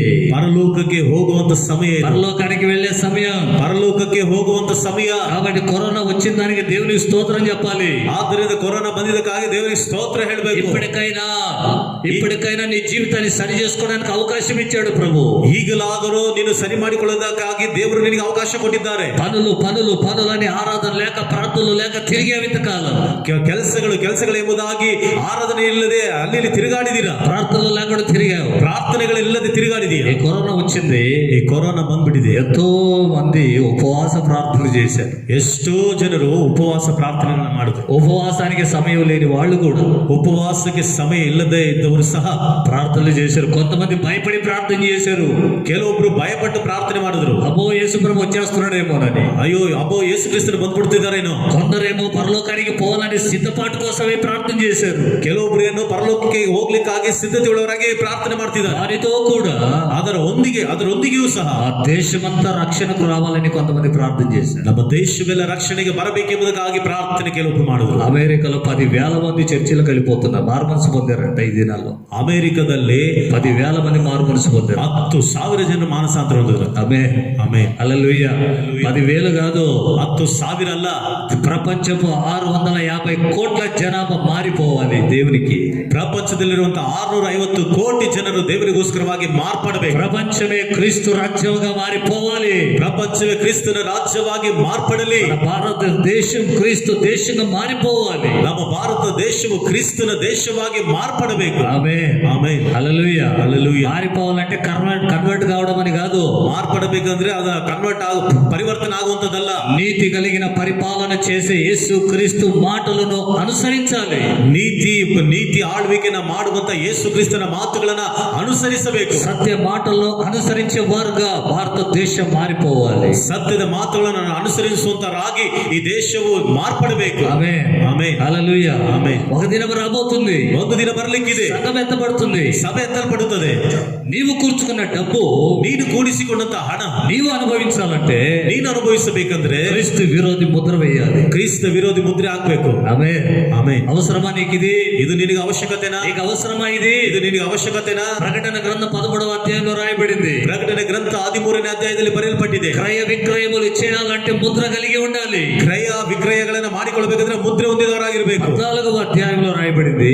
14ನೇ ಅಧ್ಯಾಯದಲ್ಲಿ ಬರೆಯಲ್ಪಟ್ಟಿದೆ. అక్కడ 13వ వచనాన్ని చదివితే, ಅಲ್ಲಿ 13ನೇ ವಚನವನ್ನು 9-10 వచనాలు చదివితే, ಕ್ಷಮಿಸಿರಿ 9-10 ವಚನಗಳನ್ನು ಓದಿದ್ರೆ, ఎవడైనను ಯಾರೇ ಆಗಿದ್ರು ఆ మృగమునకు గాని, ಆ ಮೃಗಕ್ಕಾಗಲಿ దాని ప్రతిమకు గాని, ಅದರ ವಿಗ್ರಹಕ್ಕಾಗಲಿ నమస్కారము చేసి ನಮಸ್ಕಾರ ಮಾಡಿ నొసట ఎందేమి, ಹಣೆಯ ಮೇಲಾಗಲಿ చేతి మీదనే గాని, ಕೈಯ ಮೇಲಾಗಲಿ ముద్ర వేయించుకుంటే ಮುದ್ರೆ ಹಾಕಿಸಿಕೊಂಡರೆ దేవుని ఉగ్రతలో పాలు పొందుతాడు. ದೇವರ ಉಗ್ರತೆಯಲ್ಲಿ ಪಾಲುಗಾರನಾಗ್ತಾನೆ. ధనవంతులారా మీకు ఇది అవసరమా? ಹಣ ಐಶ್ವರ್ಯವಂತರೇ ಇದು ನಿಮಗೆ ಅವಶ್ಯಕತೆನಾ? ఈ లోకంలో డబ్బు కలిగిన వాళ్ళారా నీకు ఇది అవసరమా? ಈ ಲೋಕದಲ್ಲಿ ಹಣವನ್ನು ಹೊಂದಿದವರೇ ಇದು ನಿಮಗೆ ಅವಶ್ಯಕತೆನಾ? నువ్వు పరలోకానికి వెళ్ళాలనే మారు మనసు పొందావా? ನೀನು ಪರಲೋಕಕ್ಕೆ ಹೋಗಬೇಕೆಂದು ನೀನು ಮಾನಸಾಂತರ ಹೊಂದಿದ್ದೀಯಾ? లేక డబ్బు కూర్చుకోవాలని మారు మనసు పొందావా? ಅಥವಾ ಹಣವನ್ನು ಕೂಡಿಸಿಟ್ಟುಕೊಳ್ಳಬೇಕೆಂದು ಮಾನಸಾಂತರ ಹೊಂದಿದ್ದೀಯಾ? అందుకనే యాకోబు అంటున్నాడు, ಅದಕ್ಕಾಗಿ ಯಾಕೋಬನು ಹೇಳ್ತಿದ್ದಾನೆ, మీ మీదికి వచ్చే ఉపద్రవం గురించి ప్రలాపించండి, ನಿಮ್ಮ ಮೇಲೆ ಬರುವಂತ ಉಪದ್ರವರ ಕುರಿತಾಗಿ ಗೋಳಾಡಿರಿ, ఏడవండి, ಅಳಿರಿ. ఎందుకంటే మీ డబ్బు మీ చేత నుండి జారిపోతే, ಯಾಕಂದ್ರೆ ನಿಮ್ಮ ಹಣವು ನಿಮ್ಮ ಕೈಯಿಂದ ಜಾರಿ ಹೋಗುತ್ತದೆ. ఈ డబ్బుని మీరే ఉపయోగించుకోలేరు. ನಿಮ್ಮ ಹಣವನ್ನು ನೀವೇ ಉಪಯೋಗ ಮಾಡ್ಲಿಕ್ಕೆ ಆಗಲ್ಲ. ముద్ర వేయించుకుంటే మాత్రమే వాని పరిపాలనలో మీ డబ్బు మీరు ఉపయోగించుకోవాలి. ಮುದ್ರೆ ಹಾಕಿಸಿಕೊಂಡ್ರೆ ಮಾತ್ರವೇ ಅವನ ಆಳ್ವಿಕೆಯಲ್ಲಿ ನಿಮ್ಮ ಹಣವನ್ನ ಖರ್ಚು ಮಾಡ್ಲಿಕ್ಕೆ. ఒకవేళ ముద్ర వేయించుకుంటే, ಒಂದು ವೇಳೆ ಮುದ್ರೆ ಹಾಕಿಸಿಕೊಂಡ್ರೆ నువ్వు నరకానికి వెళ్ళిపోతావు, ನೀನು ನರಕಕ್ಕೆ ಹೋಗ್ಬಿಡ್ತೀಯ. వెడలిపోయావు. సంఘం ఎత్తబడే సమయం వచ్చింది. ಸಭೆ ಎತ್ತಲ್ಪಡುವಂತ ಸಮಯ ಬಂದ್ಬಿಟ್ಟಿದೆ. కాబట్టి జాగ్రత్త. ಆದ್ದರಿಂದ ಎಚ್ಚರಿಕೆ. నీకున్న దాన్ని దేవుని పనికి ఉపయోగించు. ನಿನಗಿದ್ದದ್ದನ್ನ ದೇವರ ಕೆಲಸಕ್ಕಾಗಿ ಉಪಯೋಗ ಮಾಡು. హల్లెలూయా హల్లెలూయా. 1 తిమోతి పత్రిక 6వ అధ్యాయం 1 ತಿಮೋತಿ ಪತ್ರಿಕೆ 6ನೇ ಅಧ್ಯಾಯ 10వ వచనంలో పౌలు ఈ మాట అన్నాడు. 10ನೇ ವಚನದಲ್ಲಿ ಪೌಲನೇ ಮಾತನ್ನು ಹೇಳ್ತಿದ್ದಾನೆ. ఏమంటున్నాడు? ಏನಂತ ಹೇಳ್ತಿದ್ದಾನೆ? ಹಣದ ಆಸೆಯು, ధనాపేక్ష సమస్తమైన కీడుకు మూలం. ಹಣದ ಆಸೆಯು ಸಕಲ ವಿಧವಾದ ಕೆಟ್ಟತನಕ್ಕೆ ಮೂಲವಾಗಿದೆ. డబ్బు పైన నువ్వు మనసు కలిగి ఉండి కూర్చుకుంటే, ಹಣದ ಮೇಲೆ ಮನಸ್ಸುಳ್ಳವನಾಗಿ ಅದನ್ನು ಕೂಡಿಸಿಟ್ಟುಕೊಂಡ್ರೆ విశ్వాసం నుండి తొలగిపోతావు. ನೀನು ನಂಬಿಕೆಯಿಂದ ತೊಲಗಿ ಹೋಗ್ತೀಯ. సమస్త కీడుకు అది మూలం. ಸಕಲ ವಿಧವಾದ ಕೆಟ್ಟತನಕ್ಕೆ ಅದು ಮೂಲ. కొందరు దానిని ఆశించి, ಕೆಲವರು ಅದಕ್ಕಾಗಿ ಆಸೆ ಪಟ್ಟು విశ్వాసము నుండి తొలగిపోయి, ಕ್ರಿಸ್ತ ನಂಬಿಕೆಯಿಂದ ಬಿಟ್ಟು ಹೋದ್ರು. గమనించండి, ಗಮನಿಸಿ, కొందరు దానిని ఆశించి, ಕೆಲವರು ಅದನ್ನು ಆಸೆ ಪಟ್ಟು విడిచిపెట్టలేక, ಬಿಟ್ಟು ಬಿಡಲಿಕ್ಕೆ ಆಗದೆ విశ్వాసము నుండి తొలగిపోయారు. ನಂಬಿಕೆಯಿಂದ ಅವರು ಪಕ್ಕಕ್ಕೆ ఆ ಹೋಗ್ಬಿಟ್ಟಿದ್ದಾರೆ. యవనస్తుడు ಆ ಯವನಸ್ಥನು డబ్బును ఆశించి, ಹಣವನ್ನ ಆಸೆ ಪಟ್ಟು ధనమును ఆశించి ಹಣವನ್ನ ಆಸೆ ಪಟ್ಟು విడిచిపెట్టలేక ಬಿಟ್ಟು ಬಿಡಲಿಕ್ಕೆ ಆಗದೆ నిత్య జీవాన్ని విడిచిపెట్టి వెళ్ళిపోయాడు. ನಿತ್ಯ ಜೀವವನ್ನ ಬಿಟ್ಟು ಹೊರಟೋದನು. అంటే విశ్వాసాన్ని విడిచిపెట్టాడు. ಅಂದರೆ ನಂಬಿಕೆಯನ್ನು ಬಿಟ್ಟು ಹೋದನು. అపోస్తలుడైన పౌలు ఒక చక్కటి మాట అన్నాడు. ಅಪೊಸ್ತಲನಾದ ಪೌಲನು ಒಂದು ಒಳ್ಳೆಯ ಮಾತನ್ನು ಹೇಳಿದ. 2వ కొరింథీ పత్రిక 2వ అధ్యాయం 2ನೇ ಕೊರಿಂಥದವರ ಪತ್ರಿಕೆ 2ನೇ ಅಧ್ಯಾಯ 15వ వచనం. 15ನೇ ವಚನ. పౌలు అంటున్నాడు, ಪೌಲನು ಹೇಳ್ತಿದ್ದಾನೆ, కాబట్టి ಆದ ಕಾರಣ నాకు కలిగినది యావత్తు ನನಗೆ ಉಂಟಾಗಿರುವಂತದ್ದು ಯಾವುದೇ ಆಗಿದ್ರು మీ ఆత్మల కొరకు బహు సంతోషముగా వ్యయపరచెదను. ನಿಮ್ಮ ಆತ್ಮಗಳಿಗೋಸ್ಕರ ಬಹು ಹಣವನ್ನು ಖರ್ಚು ಮಾಡಿದೆ. సంతోషముగా ఖర్చు చేస్తా, ಸಂತೋಷವಾಗಿ ಖರ್ಚು ಮಾಡುತ್ತೇನೆ. నన్ను నేను కూడా ఖర్చు పెట్టుకుంటా. 2వ కొరింథీ పత్రిక 2ನೇ ಕೊರಿಂಥీ 12వ అధ్యాయం 12ನೇ ಅಧ್ಯಾಯ 15వ వచనం. 15ನೇ ವಚನ. దేవునికి స్తోత్రం. ದೇವರಿಗೆ నాకున్నటువంటి ఆస్తిని, ನನಗಿರುವಂತ ಆಸ್ತಿಯನ್ನು నన్ను నేను కూడా ನನ್ನನ್ನು ನಾನು ಸಹ సంతోషంగా ఖర్చు పెట్టుకుంటా. ಸಂತೋಷವಾಗಿ ಖರ್ಚು ಮಾಡಿಕೊಳ್ತೀನಿ. నన్ను నేను ఖర్చు పెట్టుకుంటాను. ನನ್ನನ್ನು ನಾನು ಖರ್ಚು ಮಾಡಿಕೊಳ್ತೀನಿ. నాకు కలిగింది కూడా ನನಗಿರುವಂತದ್ದು ಸಹ పెంటకు సమానముగా ఎంచుకుంటున్నాను. ಕಸಕ್ಕೆ ಸಮಾನವಾಗಿ ಎಣಿಸಿಕೊಳ್ಳುತ್ತಾ ಇದ್ದೇನೆ. ఈ లోకంలో ఏది శ్రేష్టమైందో, ಲೋಕದಲ್ಲಿ ಯಾವುದು ಶ್ರೇಷ್ಠವಾದದ್ದು వాటన్నిటి పెంటకు సమానంగా ఎంచుకుంటున్నాను. ಅವುಗಳೆಲ್ಲವನ್ನ ಕಸಕ್ಕೆ ಸಮಾನವಾಗಿ ಎಣಿಸಿಕೊಳ್ಳುತ್ತಾ ಇದ್ದೇನೆ. విశ్వాసాన్ని శ్రేష్టమైనదిగా ఎంచుకుంటున్నాను. ನಂಬಿಕೆಯನ್ನು ಶ್ರೇಷ್ಠವೆಂದು ಎಣಿಸಿಕೊಳ್ಳುತ್ತಾ ఈ ಇದ್ದೇನೆ. దినం నీ పరిస్థితి ఏమిటి? ಈ ದಿನದಲ್ಲಿನ ಪರಿಸ್ಥಿತಿ ಏನು? విశ్వాసాన్ని సంపాదించుకుంటున్నావా?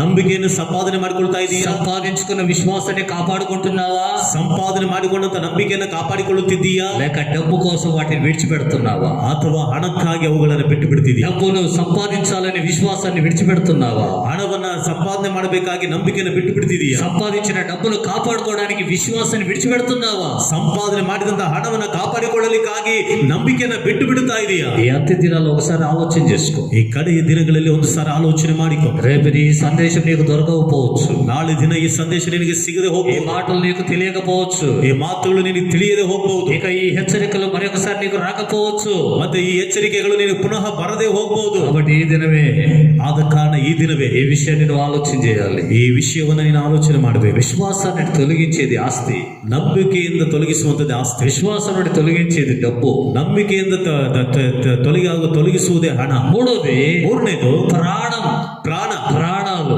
ಪ್ರಾಣಗಳು. హల్లెలూయా, ಹಲ್ಲೆಲೂಯಾ. ప్రాణాలు. ಪ್ರಾಣಗಳು. ఏప్రిల్కి రాసిన పత్రిక 11వ అధ్యాయం ಇಬ್ರಿಯರು ಬರೆದ ಪತ್ರಿಕೆ 11ನೇ ಅಧ್ಯಾಯ 37వ వచనాన్ని చదివితే 37ನೇ ವಚನವನ್ನ ಓದಿದ್ರೆ అక్కడ కొంతమంది రాళ్లతో కొట్టబడ్డారు, ಅಲ್ಲಿ ಕೆಲವೊಬ್ರು ಕಲ್ಲುಗಳಿಂದ ಹೊಡೆತ ತಿಂದ್ರು, రంపములతో కోయబడ్డారు, ಗರಗಸಗಳಿಂದ ಕೊಯ್ಯಲ್ಪಟ್ಟರು, ಶೋಧಿಸಲ್ಪಟ್ಟರು, ఖడ్గముతో చంపబడిరి. ಖಡ್ಗದಿಂದ ಸಾಯಿಸಲ್ಪಟ್ಟರು. ఇక్కడ ఎవరు చంపబడ్డారంటే, ಇಲ್ಲಿ ಯಾರು ಸಾಯಿಸಲ್ಪಟ್ಟಿದ್ದಾರೆ ಅಂದ್ರೆ విశ్వాస వీరులు, ವಿಶ್ವಾಸದ ವೀರರು, ನಂಬಿಕೆ ವೀರರು. హల్లెలూయా, హల్లెలూయా, హల్లెలూయా, హల్లెలూయా. అక్కడ రాయబడిన మాట ఏంటంటే, ಅಲ್ಲಿ ಬರೆಯಲ್ಪಟ್ಟಂತ ಮಾತೇನೆಂದ್ರೆ వారు మరి శ్రేష్టమైన పునరుత్థానం పొందాలని, ಅವರು ಇನ್ನೂ ಶ್ರೇಷ್ಠವಾದ ಪುನರುತ್ಥಾನವನ್ನು ಹೊಂದಬೇಕೆಂದು, విడిచిపెట్టబడకుండా, ಬಿಡಲ್ಪಡದ ಹಾಗೆ, అంటే విడుదల కోరుకోకుండా, ಅಂದರೆ ಬಿಡುಗಡೆಯನ್ನು ಬಯಸದ ಹಾಗೆ యాతన పెట్టబడ్డారు, చంపబడ్డారు. ಅವರು ಯಾತನೆಗೆ ಒಳಗಾದರೂ ಸಾಯಿಸಲ್ಪಟ್ಟರು. దేవునికి స్తోత్రం. ದೇವರಿಗೆ ಸ್ತೋತ್ರ. విశ్వాసం నుండి తొలగించేది నీ ప్రాణం. ನಂಬಿಕೆಯಿಂದ ನಿನ್ನನ್ನು ತೊಲಗಿಸೋದು ನಿನ್ನ ಪ್ರಾಣವು. ప్రాణం పైన నీకున్న ఆశ, ಪ್ರಾಣದ ಮೇಲೆ ನಿನಗಿರುವಂತ ಆಸೆ, ప్రాణం పైన నీకున్న తీపి, ಪ್ರಾಣದ ಮೇಲೆ ನಿನಗಿರುವಂತ ಒಂದು ప్రేమ అంటే అంత ప్రాణం అంటే అంటే అంత ప్రేమ నీకు. ಪ್ರಾಣ ಅಂದ್ರೆ ನಿನಗೊಂದು ಅಷ್ಟೊಂದು ಪ್ರೀತಿ. యేసుక్రీస్తు చెప్పిన మాట గుర్తుపెట్టుకోండి. ಯೇಸುಕ್ರಿಸ್ತ ಹೇಳಿದಂತ ಮಾತುಗಳನ್ನ ನೆನಪಿನಲ್ಲಿ ಇಟ್ಕೊಳ್ಳಿ. ఎవడైనా నన్ను వెంబడించగోరిన ఎడల, ಯಾರಾದ್ರೂ ನನ್ನನ್ನು ಹಿಂಬಾಲಿಸುವುದಕ್ಕೆ ಇಷ್ಟಪಡುವುದಾದ್ರೆ తన సిలువను ఎత్తుకొని, ತನ್ನ ಶಿಲುಬೆಯನ್ನು ಹೊತ್ತುಕೊಂಡು, తన సిలువను ఎత్తుకొని ತನ್ನ ಶಿಲುಬೆಯನ್ನು ಹೊತ್ತುಕೊಂಡು నన్ను వెంబడించాలి. ನನ್ನನ್ನ ಹಿಂಬಾಲಿಸಿ. నీ ప్రాణాన్ని కూడా నువ్వు లెక్క పెట్టకూడదు. ನಿನ್ನ ಪ್ರಾಣವನ್ನು ಸಹ ನಿನ್ನ ಲೆಕ್ಕಕ್ಕೆ ತೆಗೆದುಕೊಳ್ಳಬಾರದು. ప్రాణాల కంటే విశ్వాసం గొప్పది. ಪ್ರಾಣಕ್ಕಿಂತಲೂ ನಂಬಿಕೆ ದೊಡ್ಡದು. శత్రుఘ్ మేషక్ అబేద్నెగో వారిని గమనించండి. ಶದ್ರಕ್ ಮೇಷಕ್ ಅಬೇದ್ನೆಗೋ ಅವರನ್ನು ಗಮನಿಸಿರಿ. విశ్వాసాన్ని కాపాడుకోవడానికి ప్రాణాలు కూడా ఇవ్వడానికి సిద్ధపడ్డారు. ನಂಬಿಕೆಯನ್ನು ಕಾಪಾಡಿಕೊಳ್ಳಲಿಕ್ಕಾಗಿ ಪ್ರಾಣಗಳನ್ನಾದ್ರೂ ಕೊಡ್ಲಿಕ್ಕೆ ಸಿದ್ಧರಾದ್ರು. ప్రాణాన్ని ఇచ్చేయడానికి సిద్ధపడ్డారు. ಪ್ರಾಣವನ್ನು ಕೊಡಲಿಕ್ಕಾಗಿ ಸಿದ್ಧರಾದ್ರು. ప్రస్తుత పరిస్థితులు ఏంటో తెలుసా? ಈಗಿನ ಸಂದರ್ಭದಲ್ಲಿ ಒಂದು ಪರಿಸ್ಥಿತಿಗಳೇನೋ ಗೊತ್ತಾ? రోగం వచ్చిందంటే విశ్వాసాన్ని విడిచిపెడతారు. ರೋಗ ಬಂದ್ಬಿಟ್ರೆ ನಂಬಿಕೆಯಲ್ಲಿ ಬಿಟ್ಬಿಡ್ತಾರೆ. వైభవ్ మాకు రోగం వచ్చింది, ಅಯ್ಯೋ ನಮಗೆ ರೋಗ ಬಂದ್ಬಿಟ್ಟಿದೆ, దేవుడు మాకేం చేశాడు, ದೇವರು ನಮಗೆ ಏನ್ ಮಾಡಿದಾನೆ, దేవుడిని నమ్ముకుంటే మాకు ఇది వచ్చింది. ದೇವರನ್ನ ನಂಬಿಕೊಂಡ್ರೆ ನಮಗೆ ಇದು ಬಂದ್ಬಿಟ್ಟಿದೆ. విశ్వాసం నుండి తొలగిపోతున్నారు. ನಂಬಿಕೆಯಿಂದ ನೀವು ಪಕ್ಕಕ್ಕೆ ಹೋಗ್ತಾ ಇದ್ದೀರಾ. యోబు భార్య వలె. ಯೋಬನ ಹೆಂಡತಿಯ ಹಾಗೆ. యోబుకు రోగం వచ్చింది, ಯೋಬನಿಗೆ ರೋಗ ಬಂದಿದೆ. భార్య వచ్చి ఏం చెప్పింది? ಹೆಂಡತಿ ಬಂದು ಏನ್ ಹೇಳಿದ್ಲು? ఇంకా దేవుని నమ్ముకున్నావు, ಇನ್ನು ದೇವರನ್ನ ನಂಬ್ಕೊಂಡಿದ್ಯಾ, దేవుని దూషించి మరణము కమ్ము, ದೇವರನ್ನ ದೂಷಣೆ ಮಾಡಿ ಸಾಯಿ, విశ్వాసం నుండి తొలగిపో, ನಂಬಿಕೆಯಿಂದ ತೊಲಗಿ ಹೋಗು. ఈ రోగంలో ఉండుట కంటే, ಈ ರೋಗದಲ್ಲಿರುವುದಕ್ಕಿಂತ, విశ్వాసంలో ఉండి రోగాన్ని అనుభవించుట కంటే, ನಂಬಿಕೆಯಲ್ಲಿ ಇದ್ದು ಈ ರೋಗವನ್ನು ಅನುಭವಿಸುವುದಕ್ಕಿಂತ, విశ్వాసంలో ఉండి శోధనలు అనుభవించుట కంటే, ನಂಬಿಕೆಯಲ್ಲಿ ಇದ್ದು ಶೋಧನೆಗಳನ್ನು ಅನುಭವಿಸುವುದಕ್ಕಿಂತ, విశ్వాసంలో ఉండి బాధలు అనుభవించుట కంటే, ಈ ನಂಬಿಕೆಯಲ್ಲಿ ಇದ್ದು ಬಾಧೆಗಳನ್ನು ಅನುಭವಿಸುವುದಕ್ಕಿಂತ, విశ్వాసంలో ఉండి శ్రమ పడుట కంటే, ನಂಬಿಕೆಯಲ್ಲಿ ಇದ್ದು ಶ್ರಮೆ ಪಡುವುದಕ್ಕಿಂತ, వెళ్ళు చావు, విశ్వాసాన్ని విడిచిపెట్టు, ಹೋಗು ಸಾಯಿ, ನಂಬಿಕೆಯನ್ನು ಬಿಟ್ಟು ಬಿಡು. ఈ దినం అట్లాంటి స్త్రీలు చాలా మంది ఉన్నారు కోపాలలో. ಈ ದಿನಗಳಲ್ಲಿ ಅಂತ ಸ್ತ್ರೀಯರು ತುಂಬಾ ಜನರು ಇದ್ದಾರೆ. అలాంటి భార్యలు చాలా మంది ఉన్నారు విశ్వాసం నుండి విశ్వాసం నుండి తొలగి, ಅಂತ ಹೆಂಡತಿಯರು ತುಂಬಾ ಜನ ಇದ್ದಾರೆ. ನಂಬಿಕೆಯಿಂದ ತೊಲಗಿ ಹೋಗಿ, విశ్వాసం నుండి వాళ్ళు తొలగి, ನಂಬಿಕೆಯಿಂದ ಅವರು ತೊಲಗಿ ಹೋಗಿ, భర్తను కూడా తొలగించడం చేసేవాళ్ళు చాలా మంది ఉన్నారు. ಗಂಡಂದಿರನ್ನು ಸಹ ತೊಲಗಿ ಹೋಗ ತುಂಬಾ ಜನ ಇದ್ದಾರೆ. యోబు భార్య వంటి వాళ్ళు చాలా మంది ఉన్నారు. ಯೋಬನ ಹೆಂಡತಿಯರ ಹಾಗೆ ತುಂಬಾ ಜನ ಇದ್ದಾರೆ. అది భార్య అయినా భర్త అయినా, ಅದು ಹೆಂಡತಿ ಆದ್ರೂ ಗಂಡನಾದ್ರೂ విశ్వాసం నుండి తొలగించే వ్యవహారాలు చేసే వాళ్ళు ఉన్నారు. ನಂಬಿಕೆಯಿಂದ ತೊಲಗಿಸುವಂತ ವ್ಯವಹಾರ ಮಾಡುವಂತರು ಇದ್ದಾರೆ. చాలా జాగ్రత్త, ತುಂಬಾ ಎಚ್ಚರಿಕೆ. విశ్వాసం నుండి రోగం వచ్చిందని విశ్వాసం నుండి తొలగిపోతున్నావు. ರೋಗ ಬಂದಿದೆ ಅಂತ ನಂಬಿಕೆಯಿಂದ ತೊಲಗಿ ಹೋಗ್ತಿದೀಯಾ. శోధనను సహించువాడు ధన్యుడు, ಶೋಧನೆಗಳನ್ನು ಸಹಿಸುವ ಆತನು ಧನ್ಯನು. వాడికి జీవ కిరీటం ఉందని బైబిల్ చెప్తుంది. ಅವನಿಗೆ ಜೀವ ಕಿರೀಟ ಎಂದು ಸತ್ಯವೇದ ಹೇಳ್ತಾ ಇದೆ. కానీ ఈ దినం రోగం వస్తే, ಆದ್ರೆ ಈ ದಿನ ರೋಗ ಬಂದ್ರೆ తొలగిపోతున్నారు, ತೊಲಗಿ ಹೋಗುತ್ತಾ ಇದ್ದಾರೆ. శ్రమలు వస్తే ಶ್ರಮೆಗಳು ಬಂದ್ರೆ తొలగిపోతున్నారు, ತೊಲಗಿ ಹೋಗ್ತಿದ್ದಾರೆ. రోగం వచ్చినటువంటి యోబు ఏమన్నాడు? ರೋಗ ಬಂದಂತ ಯೋಬನ್ ಏನ್ ಹೇಳಿದಾನೆ? నేను శోధించబడిన తర్వాత సువర్ణంగా మారుతాను, ನಾನು ಶೋಧಿಸಲ್ಪಟ್ಟ ನಂತರ ನಾನು ಸುವರ್ಣವಾಗಿ ಮಾರ್ಪಡುತ್ತೇನೆ. ಆಮೆನ್. హల్లెలూయా, హల్లెలూయా, హల్లెలూయా, హల్లెలూయా. శోధన నిన్ను పరిపూర్ణంగా చేస్తుంది, ನಿನ್ನನ್ನ ಪರಿಪೂರ್ಣವಾಗಿ ಮಾಡುತ್ತದೆ. ఒక రోగం ಒಂದು ರೋಗವು నీవు పశ్చాత్తాపడేటట్టుగా చేస్తుంది, ನಿನಗೆ ಪಶ್ಚಾತ್ತಾಪ ಉಂಟು ಮಾಡುವ ಹಾಗೆ ಮಾಡುತ್ತದೆ. ఎక్కడ తప్పిపోయావో తెలియజేస్తుంది, ಎಲ್ಲಿ ತಪ್ಪಿ ಹೋಗಿದ್ದೀಯೋ ಅದನ್ನು ತಿಳಿಯಪಡಿಸುತ್ತದೆ. రోగం వచ్చింది కనుక యోబు అన్నాడు, ರೋಗ ಬಂದ ಕಾರಣದಿಂದ ಯೋಬನ್ ಹೇಳ್ತಿದ್ದಾನೆ, అయ్యో నేను నా బుద్ధికి మించిన మాటలు మాట్లాడి తిని, ಅಯ್ಯೋ ನಾನು ನನ್ನ ಬುದ್ಧಿಗೆ ಮೀರಿದ ಮಾತುಗಳನ್ನು ಮಾತನಾಡಿದ್ದೇನೆ. ఇప్పుడైతే నేను పశ్చాత్తాపడుతున్నాను, ಈಗಲಾದರೂ ನಾನು ಪಶ್ಚಾತ್ತಾಪ ಪಡುತ್ತಿದ್ದೇನೆ ಎಂದು ಹೇಳಿದರು. వెంటనే దేవుడు అతన్ని ముట్టి 200 దీవెనలు ఇచ్చాడు. ಕೂಡಲು ದೇವರು ಅವನನ್ನು ಮುಟ್ಟಿ 2ರಷ್ಟು ಆಶೀರ್ವಾದಗಳನ್ನು ಕೊಟ್ಟ. ಆಮೆನ್. రోగం నీకు వచ్చింది నిన్ను నీవు సరి చేసుకోవడానికి, ರೋಗ ನಿನಗೆ ಬಂದಿದ್ದು ನಿನ್ನನ್ನು ನೀನು ಸರಿ ಮಾಡಿಕೊಳ್ಳಲಿಕ್ಕೆ, దేవుని దూషించాలని కాదు, ದೇವರನ್ನು ದೂಷಣೆ ಮಾಡು ಎಂಬುದಾಗ ಅಲ್ಲ, కుటుంబంలో మనుషులు దూషించమని కాదు, ಕುಟುಂಬದಲ್ಲಿ ಮನುಷ್ಯರನ್ನು ದೂಷಣೆ ಮಾಡಿ ಎಂಬುದಾಗಲ್ಲ, నీ సేవకుని దూషించమని కాదు, ನಿನ್ನ ಸೇವಕರನ್ನ ದೂಷಣೆ ಮಾಡುವಂತ ಅಲ್ಲ, నువ్వు దేవుణ్ణి మహిమపరిచి నీ జీవితాన్ని సరి చేసుకోమని, ನೀನು ದೇವರನ್ನ ಮಹಿಮೆಪಡಿಸಿ ನಿನ್ನ ಜೀವಿತವನ್ನು ಸರಿ ಮಾಡಿಕೊಳ್ಳಿರಿ ಎಂಬುದಾಗಿ దేవుడు ఆ రోగం నీకు పెట్టాడు. ದೇವರು ಆ ರೀತಿಯಾಗಿ ಇಟ್ಟನು. హల్లెలూయా, హల్లెలూయా, హల్లెలూయా, హల్లెలూయా. ఇప్పటికైనా సరి చేసుకుంటున్నావా? ಈಗಲಾದ್ರೂ ಸರಿ ಮಾಡಿಕೊಳ್ಳುತ್ತಾ ಇದೀಯಾ? ఇప్పటికైనా విశ్వాసంలోకి వస్తున్నావా? ಈಗಲಾದ್ರೂ ನಂಬಿಕೆಗೆ ಬರ್ತಾ ಇದೀಯಾ? ఇప్పటికైనా దేవుని సన్నిధిలో విశ్వాసాన్ని కాపాడుకోవాలని ఆశ కలిగి ఉన్నావా?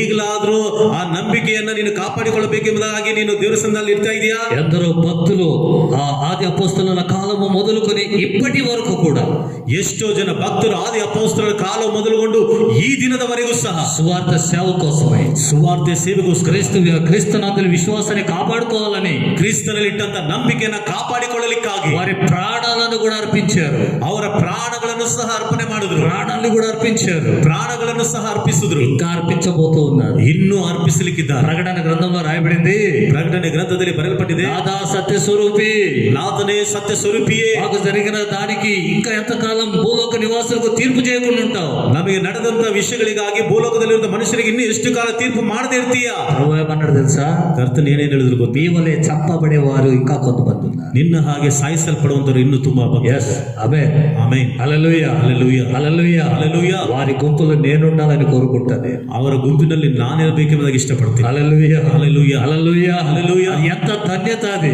ಅದು ಎಷ್ಟೊಂದು ಧನ್ಯತೆ. బలిపీఠము క్రిందున్న ఆత్మలు, ಬಲಿಪೀಠದ ಯಜ್ಞವೇದಿಯ ಕೆಳಗಡೆ ಇರುವಂತಹ ప్రభు కోసమై అర్పించబడిన ఆత్మలవి. ಕರ್ತನಿಗೋಸ್ಕರವಾಗಿ ಅರ್ಪಿಸಲ್ಪಟ್ಟಂತ ಆತ್ಮಗಳು. దేవునికి మహిమ కలుగును గాక. ದೇವರಿಗೆ ಮಹಿಮೆ ಉಂಟು. ఎంత గొప్ప ధన్యత. ಎಷ್ಟು ದೊಡ್ಡ ಧನ್ಯತೆ. పౌలు కూడా ಪೌಲನು ಸಹ నన్ను నేనే సమర్పించుకుంటా, ನನ್ನನ್ನು ನಾನೇ ಸಮರ್ಪಣೆ ಮಾಡ್ಕೊಳ್ತೀನಿ. ఈ ದಿನ ప్రాణాలు కాపాడుకోవడానికి విశ్వాసాన్ని విడిచిపెట్టే వాళ్ళు చాలా మంది ఉన్నారు. ಪ್ರಾಣಗಳನ್ನು ಕಾಪಾಡಿಕೊಳ್ಳಲಿಕ್ಕಾಗಿ ನಂಬಿಕೆಯನ್ನು ಬಿಟ್ಟು ಬಿಡುವಂತರು ತುಂಬಾ ಜನರಿದ್ದಾರೆ. భక్తులు ఎందుకు ప్రాణాలు పెడుతున్నారో తెలుసా? ಭಕ್ತರು ಯಾತಕ್ಕಾಗಿ ಪ್ರಾಣಗಳನ್ನು ಅರ್ಪಿಸುತ್ತಾ ಇದ್ದಾರೆ? మేము ఎలాగైనా పరలోకం వెళ్ళిపోతాం, ನಾವು ಯಾವ ರೀತಿಯಾದ ಪರಲೋಕಕ್ಕೆ ಹೋಗ್ತೀವಿ. నన్ను చంపేవాడు ఇంకా ఆ పాపంలో ఉన్నాడు, ನನ್ನನ್ನು ಸಾಯಿಸುವಂತರು ಇನ್ನು ಪಾಪದಲ್ಲಿದ್ದಾರೆ. నేను చనిపోయిన తర్వాత ನಾನು ಸತ್ತು ಹೋದ ನಂತರ వాడికి ఒకవేళ మార్పు వస్తుందేమో, ಅವನಿಗೊಂದು ವೇಳೆ ಮಾನಸಾಂತರ ಬರುತ್ತೆ. వాళ్ళను బ్రతికించడానికి వీళ్ళు చనిపోతున్నారు. ఇక్కడ ಅವರನ್ನ ಬದುಕಿಸುವುದಕ್ಕಾಗಿ ಇಲ್ಲಿ ಇವರು ಸಾಯ್ತಾ ಇದ್ದಾರೆ. ప్రాణ త్యాగం ఎందుకు చేశారు? ಪ್ರಾಣದ ತ್ಯಾಗವನ್ನು ಯಾತಕ್ಕೆ? యేసుక్రీస్తు ఎందుకు చనిపోయాడు? ಯೇಸು ಕ್ರಿಸ್ತನ ಯಾತಕ್ಕೆ ಸತ್ತು ಹೋದನು? మనల్ని పాప విషయం నుండి నీతిలోకి నడిపించి మనల్ని బ్రతికించాలని, ನಮ್ಮನ್ನ ಪಾಪದ ವಿಷಯದಿಂದ ನೀತಿಗೆ ನಡೆಸಿ ನಮ್ಮನ್ನ ಬದುಕಿಸಬೇಕೆಂದು, అందుకోసమే చనిపోయాడు. ಅದಕ್ಕೋಸ್ಕರವಾಗಿ ಸತ್ತನು. ఆమేన్, ಆಮೆನ್, హల్లెలూయా, ಹಲ್ಲೆಲೂಯಾ. ప్రభు ప్రాణాలు పెట్టి నిన్ను విమోచిస్తే, ಕರ್ತನು ಪ್ರಾಣವನ್ನೇ ಕೊಟ್ಟು ನಿನ್ನನ್ನು ವಿಮೋಚನೆ ಮಾಡಿದ್ರೆ, ఈ ప్రాణం కోసమే ప్రభువును దూషిస్తున్నావు. ನಿನ್ನ ಪ್ರಾಣಕ್ಕೋಸ್ಕರವಾಗಿ ನಿನ್ನ ಕರ್ತನನ್ನು ದೂಷಣೆ ಮಾಡಿ, నీ ప్రాణాన్ని ప్రేమిస్తూ ప్రభువుని ద్వేషిస్తున్నావు. ನಿನ್ನ ಪ್ರಾಣವನ್ನು ಪ್ರೀತಿಸುತ್ತಾ ನಿನ್ನ ಕರ್ತನನ್ನ ದ್ವೇಷ ಮಾಡ್ತಿದೀಯ. నీకు మేలు జరిగితే ప్రభువుకు స్తోత్రం అంటావు, ನಿನಗೆ ಒಳ್ಳೇದು ನಡೆದ್ರೆ ದೇವರಿಗೆ ಸ್ತೋತ್ರ ಅಂತೀಯ. నీకు రోగం వస్తే దేవుని దూషిస్తున్నావు. ನಿನಗೆ ರೋಗ ಬಂದ್ರೆ ದೇವರನ್ನ ದೂಷಣೆ ಮಾಡಿ. అది ఎందుకు వచ్చింది? ಅದು ಯಾಕೆ ಬಂದಿದೆ? మారు మనసు కోసమై వచ్చింది. ನಿನ್ನ ಮಾನಸಾಂತರಕ್ಕಾಗಿ ಬಂದಿದೆ. ప్రకటన గ్రంథంలో 16వ అధ్యాయం, ಪ್ರಕಟಣೆ ಗ್ರಂಥದಲ್ಲಿ 16ನೇ ಅಧ್ಯಾಯ. అక్కడ ఒక మాట రాయబడి చూడండి. ಅಲ್ಲೊಂದು ಮಾತು ಬರೆಯಲ್ಪಟ್ಟಿದೆ ನೋಡ್ರಿ. 16వ అధ్యాయంలో 16ನೇ ಅಧ್ಯಾಯದಲ್ಲಿ 11వ వాక్యం, 11ನೇ ವಾಕ್ಯ. తమకు కలిగిన వేదనలను బట్టి, ತಮಗೆ ಉಂಟಾದ ವೇದನೆಗಳ ನಿಮಿತ್ತವಾಗಿ, పుండ్లను బట్టి, ಹುಣ್ಣುಗಳ ದೆಸೆಯಿಂದಲೂ పరలోకమందున దేవుని దూషించిరి. ಪರಲೋಕದಲ್ಲಿರುವಂತಹ ದೇವರನ್ನ ದೂಷಣೆ ಮಾಡಿದ್ರು. కానీ ಆದರೆ తమ క్రియలను మాని మారు మనసు పొందిన వారు కాదు. ತಮ್ಮ ಕ್ರಿಯೆಗಳನ್ನು ಬಿಟ್ಟು ಮಾನಸಾಂತರ ಹೊಂದಿದವರಲ್ಲ. ఎంత దుర్గతికి దిగజారిపోయారు, ಎಷ್ಟೊಂದು ಹೀನ ಸ್ಥಿತಿಗೆ ಹಿಂಜಾರಿ ಹೋಗಿದ್ದಾರೆ. చూడండి, ನೋಡ್ರಿ, దేవుడు ఎందుకు ఆ గాయం పెట్టాడు వాళ్ళకు? ದೇವರು ಯಾತಕ್ಕಾಗಿ ಆ ಹುಣ್ಣುಗಳನ್ನು ಇಟ್ಟನು? యోబు అన్నాడు, దేవుని హస్తములు నన్ను గాయపరుస్తాయి. ಯೋಬನು ಹೇಳಿದನು, ದೇವರ ಹಸ್ತವು ನನ್ನನ್ನು ಗಾಯ ಮಾಡಿತು. ఆ గాయములను దేవుని హస్తములే కడతాయి. ಆ ಗಾಯಗಳನ್ನ ದೇವರ ಹಸ್ತವೇ ಕಟ್ಟುತ್ತದೆ. దేవునికి స్తోత్రం, ದೇವರಿಗೆ ಸ್ತೋತ್ರ. ఇక్కడ వీళ్ళకు గాయములు వచ్చింది, దెబ్బలు తగిలినాయి. ಇಲ್ಲಿ ಇವರಿಗೆ ಗಾಯಗಳು ನಡೆದಿದೆ, ಹೊಡೆತಗಳು ಬಿದ್ದಿದೆ. వెంటనే వాళ్ళు ఏం చేయాలి? ಕೂಡಲೇ ಅವ್ರು ಏನ್ ಮಾಡ್ಬೇಕು? తమ చెడు క్రియలను మాని ತಮ್ಮ ಕೆಟ್ಟ ಕ್ರಿಯೆಗಳನ್ನು ಬಿಟ್ಟು పశ్చాత్తాపడి ಪಶ್ಚಾತ್ತಾಪ ಪಟ್ಟು మారు మనసు పొంది ಮಾನಸಾಂತರ ಹೊಂದಿ దేవునిని మహిమపరచాలి. ದೇವರನ್ನು ಮಹಿಮೆ ಪಡಿಸಬೇಕು. కానీ వీళ్ళు ఏం చేశారంట? ಆದ್ರೆ ಇವ್ರು ಏನ್ ಮಾಡಿದ್ರಂತೆ? దేవుని దూషించారట. ದೇವರನ್ನ ದೂಷಣೆ ಮಾಡಿದ್ರಂತೆ. ఎంతో మంది విశ్వాసం నుండి తొలగి, ಎಷ್ಟೋ ಜನರು ವಿಶ್ವಾಸದಿಂದ ತೊಲಗಿ దేవుని దూషిస్తున్నారు, ದೇವರನ್ನ ದೂಷಣೆ ಮಾಡ್ತಿದ್ದಾರೆ. ప్రభు చెప్పే మాట ఏంటంటే, ಕರ್ತನು ಹೇಳುವಂತ ಮಾತೇನೆಂದ್ರೆ, నీ మనసు మార్చుకో, ನಿಮ್ಮ ಮನಸ್ಸನ್ನ ಮಾರ್ಪಡಿಸಿಕೊಳ್ಳ್ರಿ. నీలో ఉన్నటువంటి పాపాలు మానుకో, ನಿಮ್ಮಲ್ಲಿರುವಂತಹ ಪಾಪಗಳನ್ನು ಬಿಟ್ಟು ಬಿಡ್ರಿ. మారు మనసు పొందు, ಮಾನಸಾಂತರ ಹೊಂದಿರಿ, పరిశుద్ధుడైన దేవుని వైపు తిరుగు, ಪರಿಶುದ್ಧನಾದ ದೇವರ ಕಡೆಗೆ ತಿರುಗು. అప్పుడు దేవుడు నీకు మేలు చేస్తాడు. ಆಗ ದೇವರು ನಿನಗೆ ಉಪಕಾರ, దేవుని మేలు పొందుటకు అర్హత కలిగి ఉంటావు. ದೇವರ ಉಪಕಾರಗಳನ್ನು ಹೊಂದಿಕೊಳ್ಳುವುದಕ್ಕೆ ಅರ್ಹತೆ ಉಳ್ಳವನಾಗಿರ್ತೀಯ. నీకు రక్షణ కోసం, నీ క్షేమం కోసం ప్రాణమే పెట్టాడు ఆయన. ನಿನ್ನ ರಕ್ಷಣೆಗೋಸ್ಕರವಾಗಿ, ನಿನ್ನ ಕ್ಷೇಮಕ್ಕೋಸ್ಕರವಾಗಿ ಆತನು ಪ್ರಾಣವನ್ನೇ ಕೊಟ್ಟನು. మరి ఎందుకు దెబ్బలు ఇస్తున్నాడు నీకు? ಮತ್ತೆ ಇನ್ಯಾಕೆ ಹೊಡೆತಗಳನ್ನು ಕೊಡ್ತಾ ಇದ್ದಾನೆ? ఎందుకు నీకు రోగం పెడుతున్నాడు అంటే, ಯಾತಕ್ಕೆ ನಿನಗೆ ರೋಗನ ಇಡ್ತಾ ಇದ್ದಾನೆ ಅಂದ್ರೆ, మారు మనసు పొందు, ನೀನು ಮಾನಸಾಂತರ, ఇకనైనా మారు మనసు పొందు. ಇನ್ನು ಮೇಲಾದ್ರೂ ಮಾನಸಾಂತರ. అపోస్తుడైన పౌలు, ಅಪೊಸ್ತಲನಾದ ಪೌಲು తన శరీరంలో ఒక ముళ్ళు ఉంది, ತನ್ನ ಶರೀರದಲ್ಲಿ ಒಂದು ಮುಳ್ಳಿದೆ. ప్రార్థన చేశాడు, ప్రభువా ಪ್ರಾರ್ಥನೆ ಮಾಡಿದನು, ಕರ್ತನೆ నా పరిస్థితి ఇది అన్నాడు. ನನ್ನ ಪರಿಸ್ಥಿತಿ ಇದು ಅಂದರು. ప్రభు ఏమన్నాడు? ಕರ್ತನು ಏನ್ ಹೇಳಿದ್ರು? నా కృప నీకు చాలు, ನನ್ನ ಕೃಪೆ ನಿನಗೆ ಸಾಕು, నా కృప నీకు చాలు, ನನ್ನ ಕೃಪೆ ನಿನಗೆ ಸಾಕು. ఆ కృప పొంది, ನನ್ನ ಕೃಪೆ, ఆ కృప పొంది ಆ ಕೃಪೆನ ಹೊಂದಿ విశ్వాసాన్ని కాపాడుకో, ನೀನು ನಂಬಿಕೆನ ಕಾಪಾಡಿಕೋ. అంత చాలు నీకు. ಅಷ್ಟು ಸಾಕು ನಿನಗೆ. ఆమేన్. ಹಲ್ಲೆಲೂಯಾ. హల్లెలూయా. ఆమేన్. రోగం కోసం విశ్వాసాన్ని విడిచిపెట్టొద్దు. ರೋಗಕ್ಕೋಸ್ಕರವಾಗಿ ನಂಬಿಕೆನ ಬಿಟ್ಟು ಬಿಡಬೇಡ. శ్రమలు వచ్చాయని విశ్వాసం విడిచిపెట్టొద్దు. ಶ್ರಮೆಗಳು ಬಂದಿದಂತ ನಂಬಿಕೆನ ಬಿಟ್ಟು ಬಿಡಬೇಡ. ఆస్తులు కాపాడుకోవడానికి ప్రయాసపడొద్దు. ಆಸ್ತಿಗಳನ್ನ ಕಾಪಾಡಿಕೊಳ್ಳಲಿಕ್ಕಾಗಿ ಪ್ರಯಾಸ ಪಡಬೇಡ. ప్రాణం కాపాడుకోవడానికి ప్రయాసపడొద్దు. ಪ್ರಾಣವನ್ನ ಕಾಪಾಡಿಕೊಳ್ಳಲಿಕ್ಕಾಗಿ ಪ್ರಯಾಸ ಪಡಬೇಡ. నీ ప్రాణాన్ని రక్షించిన యేసు కొరకు, ನಿನ್ನ ಪ್ರಾಣವನ್ನು ರಕ್ಷಿಸಿದಂತ ಯೇಸುವಿಗೋಸ್ಕರವಾಗಿ ఆయన ఇచ్చిన విశ్వాసాన్ని కాపాడుకొని ಆತನು ಕೊಟ್ಟಂತ ನಂಬಿಕೆನ ಕಾಪಾಡಿಕೊಂಡು ఆయన రాజ్యానికి చేరుకో. ಆತನ ರಾಜ್ಯಕ್ಕೆ ಸೇರಿ అంతకంటే గొప్ప ధన్యత నీకు ఉండదు. ಅದಕ್ಕಿಂತ ಉನ್ನತವಾದ ಭಾಗ್ಯ ನಿನಗಿರೋದಿಲ್ಲ. ಭಕ್ತರು ఆస్తుల పైన దృష్టి ఉంచక ಆಸ್ತಿಗಳ ಮೇಲೆ ದೃಷ್ಟಿಯನ್ನಿಡದೆ విశ్వాసాన్ని కాపాడుకున్నారు. ನಂಬಿಕೆಯನ್ನ గమనించండి, ಗಮನಿಸಿರಿ. వీళ్ళు విశ్వాసాన్ని కాపాడుకోవడానికి ಇವರು ನಂಬಿಕೆಯನ್ನ ಕಾಪಾಡಿಕೊಳ್ಳಲಿಕ್ಕೆ ఎలా సాధ్యమైంది, ಯಾವ ರೀತಿ ಸಾಧ್ಯವಾಗಿ, ఎట్లా, ಹೇಗೆ అని మనం చదివితే ಎಂಬುದಾಗಿ ನಾವು ಓದಿದ್ರೆ ఎబ్రీ పత్రిక 12:2 రాయబడింది. ಇಬ್ರಿಯ ಪತ್ರಿಕೆ 12:2 ಬರೆಯಲ್ಪಟ್ಟಿದೆ. విశ్వాసమునకు కర్తయు, ನಂಬಿಕೆಗೆ ಕರ್ತನು, ఆ విశ్వాసాన్ని కొనసాగించువాడైన, ಆ ನಂಬಿಕೆಯನ್ನು ಪೂರೈಸುವಾತನಾಗಿರುವ యేసు వైపే చూస్తున్నారట. ಯೇಸುವಿನ ಕಡೆಗೆ ನೋಡುತ್ತಾ ಇದ್ದಾರೆ. ఆమేన్. ಆಮೆನ್. హల్లెలూయా. హల్లెలూయా. యేసు వైపే చూస్తూ ఉన్నారు. ಯೇಸುವಿನ ಕಡೆಗೆ ನೋಡುತ್ತಾ ಇದ್ದಾರೆ. పౌలు కూడా యేసు వైపు చూస్తున్నాడు. ಪೌಲನು ಸಹ ಯೇಸುವಿನ ಕಡೆಗೆ ನೋಡ್ತಾ ಇದ್ದಾನೆ. ఈ దినం నీ దృష్టి దేనిపైన ఉంది? ಈ ದಿನದಲ್ಲಿ ನಿನ್ನ ದೃಷ್ಟಿ ಯಾವ್ದ್ರ ಮೇಲಿದೆ? పౌలు దృష్టి, ಪೌಲನ ದೃಷ್ಟಿಯು యేసు వైపే ఉంది. ಯೇಸುವಿನ ಮೇಲೆ ಇದೆ. వాళ్ళ లోకం పైన దృష్టి ఉంచలేదు. ಅವರು ಲೋಕದ ಮೇಲೆ ದೃಷ್ಟಿ ಇಡ್ಲಿಲ್ಲ. తమకున్న ఆస్తుల పైన దృష్టి ఉంచలేదు. ತಮಗಿದ್ದಂತ ಆಸ್ತಿಗಳ ಮೇಲೆ ದೃಷ್ಟಿ ಇಡ್ಲಿಲ್ಲ. డబ్బు కోసం దృష్టి ఉంచలేదు. ಹಣದ ಮೇಲೆ ದೃಷ್ಟಿ ಇಡ್ಲಿಲ್ಲ. తన ప్రాణాన్ని కాపాడుకోవాలని ప్రయాసపడలేదు. ತನ್ನ ಪ್ರಾಣವನ್ನ ಕಾಪಾಡಿಕೊಳ್ಳಬೇಕೆಂದು ಪ್ರಯಾಸ ಪಡಲಿಲ್ಲ. యేసు వైపే చూస్తూ ఉన్నారు. ಯೇಸುವಿನ ಕಡೆಗೆ ನೋಡುತ್ತಾ ಇದ್ದಾರೆ.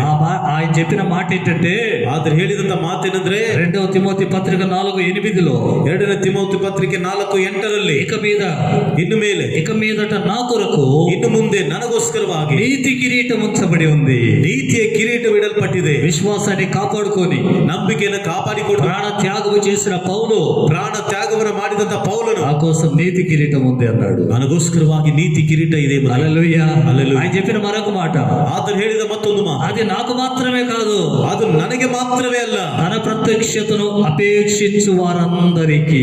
ತನ್ನ ಪ್ರತ್ಯಕ್ಷತೆಯನ್ನ ಅಪೇಕ್ಷಿಸುವಂತ ಪ್ರತಿ ಒಬ್ಬೊಬ್ಬರಿಗೂ. అంటే ఆస్తుల పైన మనసు పెట్టక, ಆದರೆ ಆಸ್ತಿಗಳ ಮೇಲೆ ಮನಸ್ಸಿಡದೆ, డబ్బు పైన దృష్టి పెట్టక, ಹಣದ ಮೇಲೆ ದೃಷ್ಟಿ ಇಡದೆ, తన ప్రాణాన్ని ప్రేమించక, ತನ್ನ ಪ್ರಾಣವನ್ನ ಪ್ರೀತಿ ಮಾಡದೆ, ప్రాణానికంటే ఎక్కువగా యేసు వైపు, యేసుని ప్రేమించుచు, ಪ್ರಾಣಕ್ಕಿಂತ ಹೆಚ್ಚಾಗಿ ಯೇಸುವನ್ನ ಪ್ರೀತಿ ಮಾಡುತ್ತಾ, ఆయన వైపే చూచుచు, ಆತನ ಕಡೆಗೆ ನೋಡುತ್ತಾ, ఆయన నా కోసమే రాబోతున్నాడు, ಆತನು ನನಗೋಸ್ಕರವಾಗಿ ಬರ್ಲಿಕ್ಕಿದ್ದಾನೆ, ఆయన నా కోసమే మధ్యాకాశంలో ప్రత్యక్షం కాబోతున్నాడు, ಆತನು ನನಗೋಸ್ಕರವಾಗಿ ಮಧ್ಯ ಆಕಾಶದಲ್ಲಿ ಪ್ರತ್ಯಕ್ಷನಾಗ್ಲಿಕ್ಕಿದ್ದಾನೆ అని ಎಂಬುದಾಗಿ ఆ ప్రత్యక్షత కోసమై ఎదురు చూసే వారికి ಆ ಪ್ರತ್ಯಕ್ಷತೆಗಾಗಿ ಎದುರು ನೋಡುವಂತವರಿಗೆ నీతి కిరీటం ఉంచబడింది. ನೀತಿ ಕಿರೀಟವನ್ನು ಇಡಲ್ಪಟ್ಟ. దేవునికి స్తోత్ర.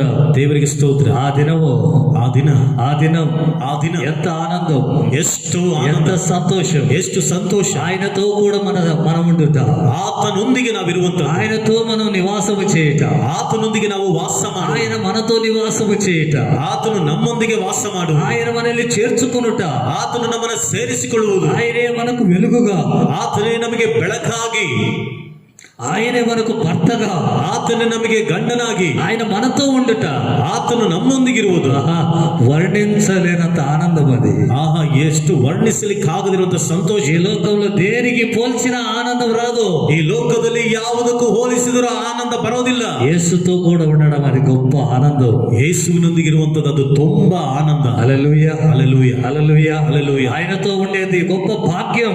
ಆತನೊಂದಿಗೆ ಇರುವಂತದ್ದು ಅದು ದೊಡ್ಡ ಭಾಗ್ಯವು. భాగ్యంలో నువ్వు ప్రవేశించాలనుకుంటున్నావా? ಆ ಭಾಗ್ಯದಲ್ಲಿ ನೀನು ಪ್ರವೇಶ ಮಾಡಬೇಕೆಂದು ಅಂದುಕೊಳ್ಳುತ್ತಿದ್ದೀಯ. ఆయనతో కూడా 7 ఏళ్ల విందులో నువ్వు ఉండాలనుకుంటున్నావా? ಆತನೊಂದಿಗೆ 7 ವರ್ಷದ ಕಾಲದ ಒಂದು ಔತಣದಲ್ಲಿ ಇರಬೇಕೆಂದು ಆಸೆ ಪಡ್ತಿದ್ದೀಯಾ? ఆయన మహిమలో ప్రవేశించాలని ఆశిస్తున్నావా? ಆತನ ಮಹಿಮೆಯಲ್ಲಿ ಪ್ರವೇಶ ಮಾಡಬೇಕೆಂದು ಆಸೆ ಪಡುತ್ತಿದ್ದೀಯಾ? ప్రభు అంటున్నాడు, నేను త్వరగా వస్తూ ఉన్నాను. ಕರ್ತನು ಹೇಳುತ್ತಾ ಇದ್ದಾನೆ, ನಾನು ಬೇಗನೆ ಬರ್ತಾ ಇದ್ದೇನೆ. పౌలు అంటున్నాడు, నేను వెడలిపోవు కాలం వచ్చింది. ಪೌಲನು ಹೇಳ್ತಿದ್ದಾನೆ, ನಾನು ಹೊರಟು ಹೋಗುವಂತ ಕಾಲ ಬಂದಿದೆ. ఈ దినం సంఘం ఎత్తబడే సమయం వచ్చింది. ಈ ದಿನದಲ್ಲಿ ಸಭೆ ಎತ್ತಲ್ಪಡುವಂತ ಸಮಯ ಸಮಯ ಬಂದಿದೆ. దేని వైపు దృష్టి పెట్టుకున్నావు? ಯಾವುದರ ಕಡೆಗೆ ದೃಷ್ಟಿ నీ ಇಟ್ಕೊಂಡಿದೆಯಾ? ఆస్తి ఉందా? ನಿನ್ನ ಆಸ್ತಿ ಇದೆಯಾ? దాని వైపు చూడొద్దు. ಅದರ ಕಡೆ ನೋಡಬೇಡ. నీ డబ్బు ఉందా? ನಿನಗೆ ಹಣ ಇದೆಯಾ? తుప్పుపోయే డబ్బు తీసుకొని దేవుని పనికి ఖర్చు పెట్టు. ನುಸಿ ಹಿಡಿಯುವಂತ ಹಣವನ್ನು ತೆಗೆದುಕೊಂಡು ದೇವರ ಕೆಲಸಕ್ಕಾಗಿ ನೀನು ವೆಚ್ಚ ಮಾಡು. దేవుని పనికి ఖర్చు పెట్టు. ದೇವರ ಕೆಲಸಕ್ಕಾಗಿ ಖರ್ಚು ಮಾಡು. నీ ప్రాణము నీకు ఇంకా ప్రాణం ఉందా? ನಿನಗೆ ಇನ್ನೂ ಪ್ರಾಣ ಇದೆಯಾ? దేవుని సువార్త పనిలో పాల్గొను. ದೇವರ ಸುವಾರ್ತೆ ಕೆಲಸದಲ್ಲಿ ಪಾಲ್ಗೊಳ್ಳೋಣ. ప్రార్థన చేయి ఆత్మల రక్షణ కోసమై. ಆತ್ಮಗಳ ರಕ್ಷಣೆಗೋಸ್ಕರವಾಗಿ ಪ್ರಾರ್ಥನೆ ಮಾಡಿ. నిన్ను నీవు దేవునికి సమర్పించుకో. ನಿನ್ನನ್ನು ನೀನೇ ದೇವರಿಗೆ ಸಮರ್ಪಣೆ ಮಾಡಿಕೊ. విశ్వాసాన్ని కాపాడుకో. ನಂಬಿಕೆಯನ್ನು ಕಾಪಾಡಿಕೊ. విశ్వాసాన్ని సంపాదించి ನಂಬಿಕೆಯನ್ನು ಸಂಪಾದಿಸಿ విశ్వాసాన్ని కాపాడుకో. ನಂಬಿಕೆಯನ್ನು ಕಾಪಾಡಿಕೊ. ఆయన ప్రత్యక్షత కోసమే ఎదురు చూడు. ಆತನ ಪ್ರತ್ಯಕ್ಷತೆಗೋಸ್ಕರವಾಗಿ ಎದುರು ನೋಡು. ఆయన ప్రత్యక్ష దినమున ಆತನ ಪ್ರತ್ಯಕ್ಷ ದಿನದಲ್ಲಿ నీకు గొప్ప మెప్పు కలుగుద్ది. ನಿನಗೆ ದೊಡ್ಡ ಹೊಗಳಿಕೆ ಉಂಟಾಗಲ್ಲ. హల్లెలూయా. హల్లెలూయా. పేతురు అంటాడు, ಪೇತ್ರನು ಹೇಳ್ತಾನೆ, మెప్పు మహిమ ఘనతకు కారణమవుతుంది. ಹೊಗಳಿಕೆ ಘನತೆ ಮಹಿಮೆಗೆ ಕಾರಣವಾಗ. హల్లెలూయా. హల్లెలూయా. హల్లెలూయా. మొదటి పేతురు పత్రిక 1వ అధ్యాయం 1ನೇ ಪೇತ್ರನ ಪತ್ರಿಕೆ 1ನೇ ಅಧ್ಯಾಯ 9వ వచనం.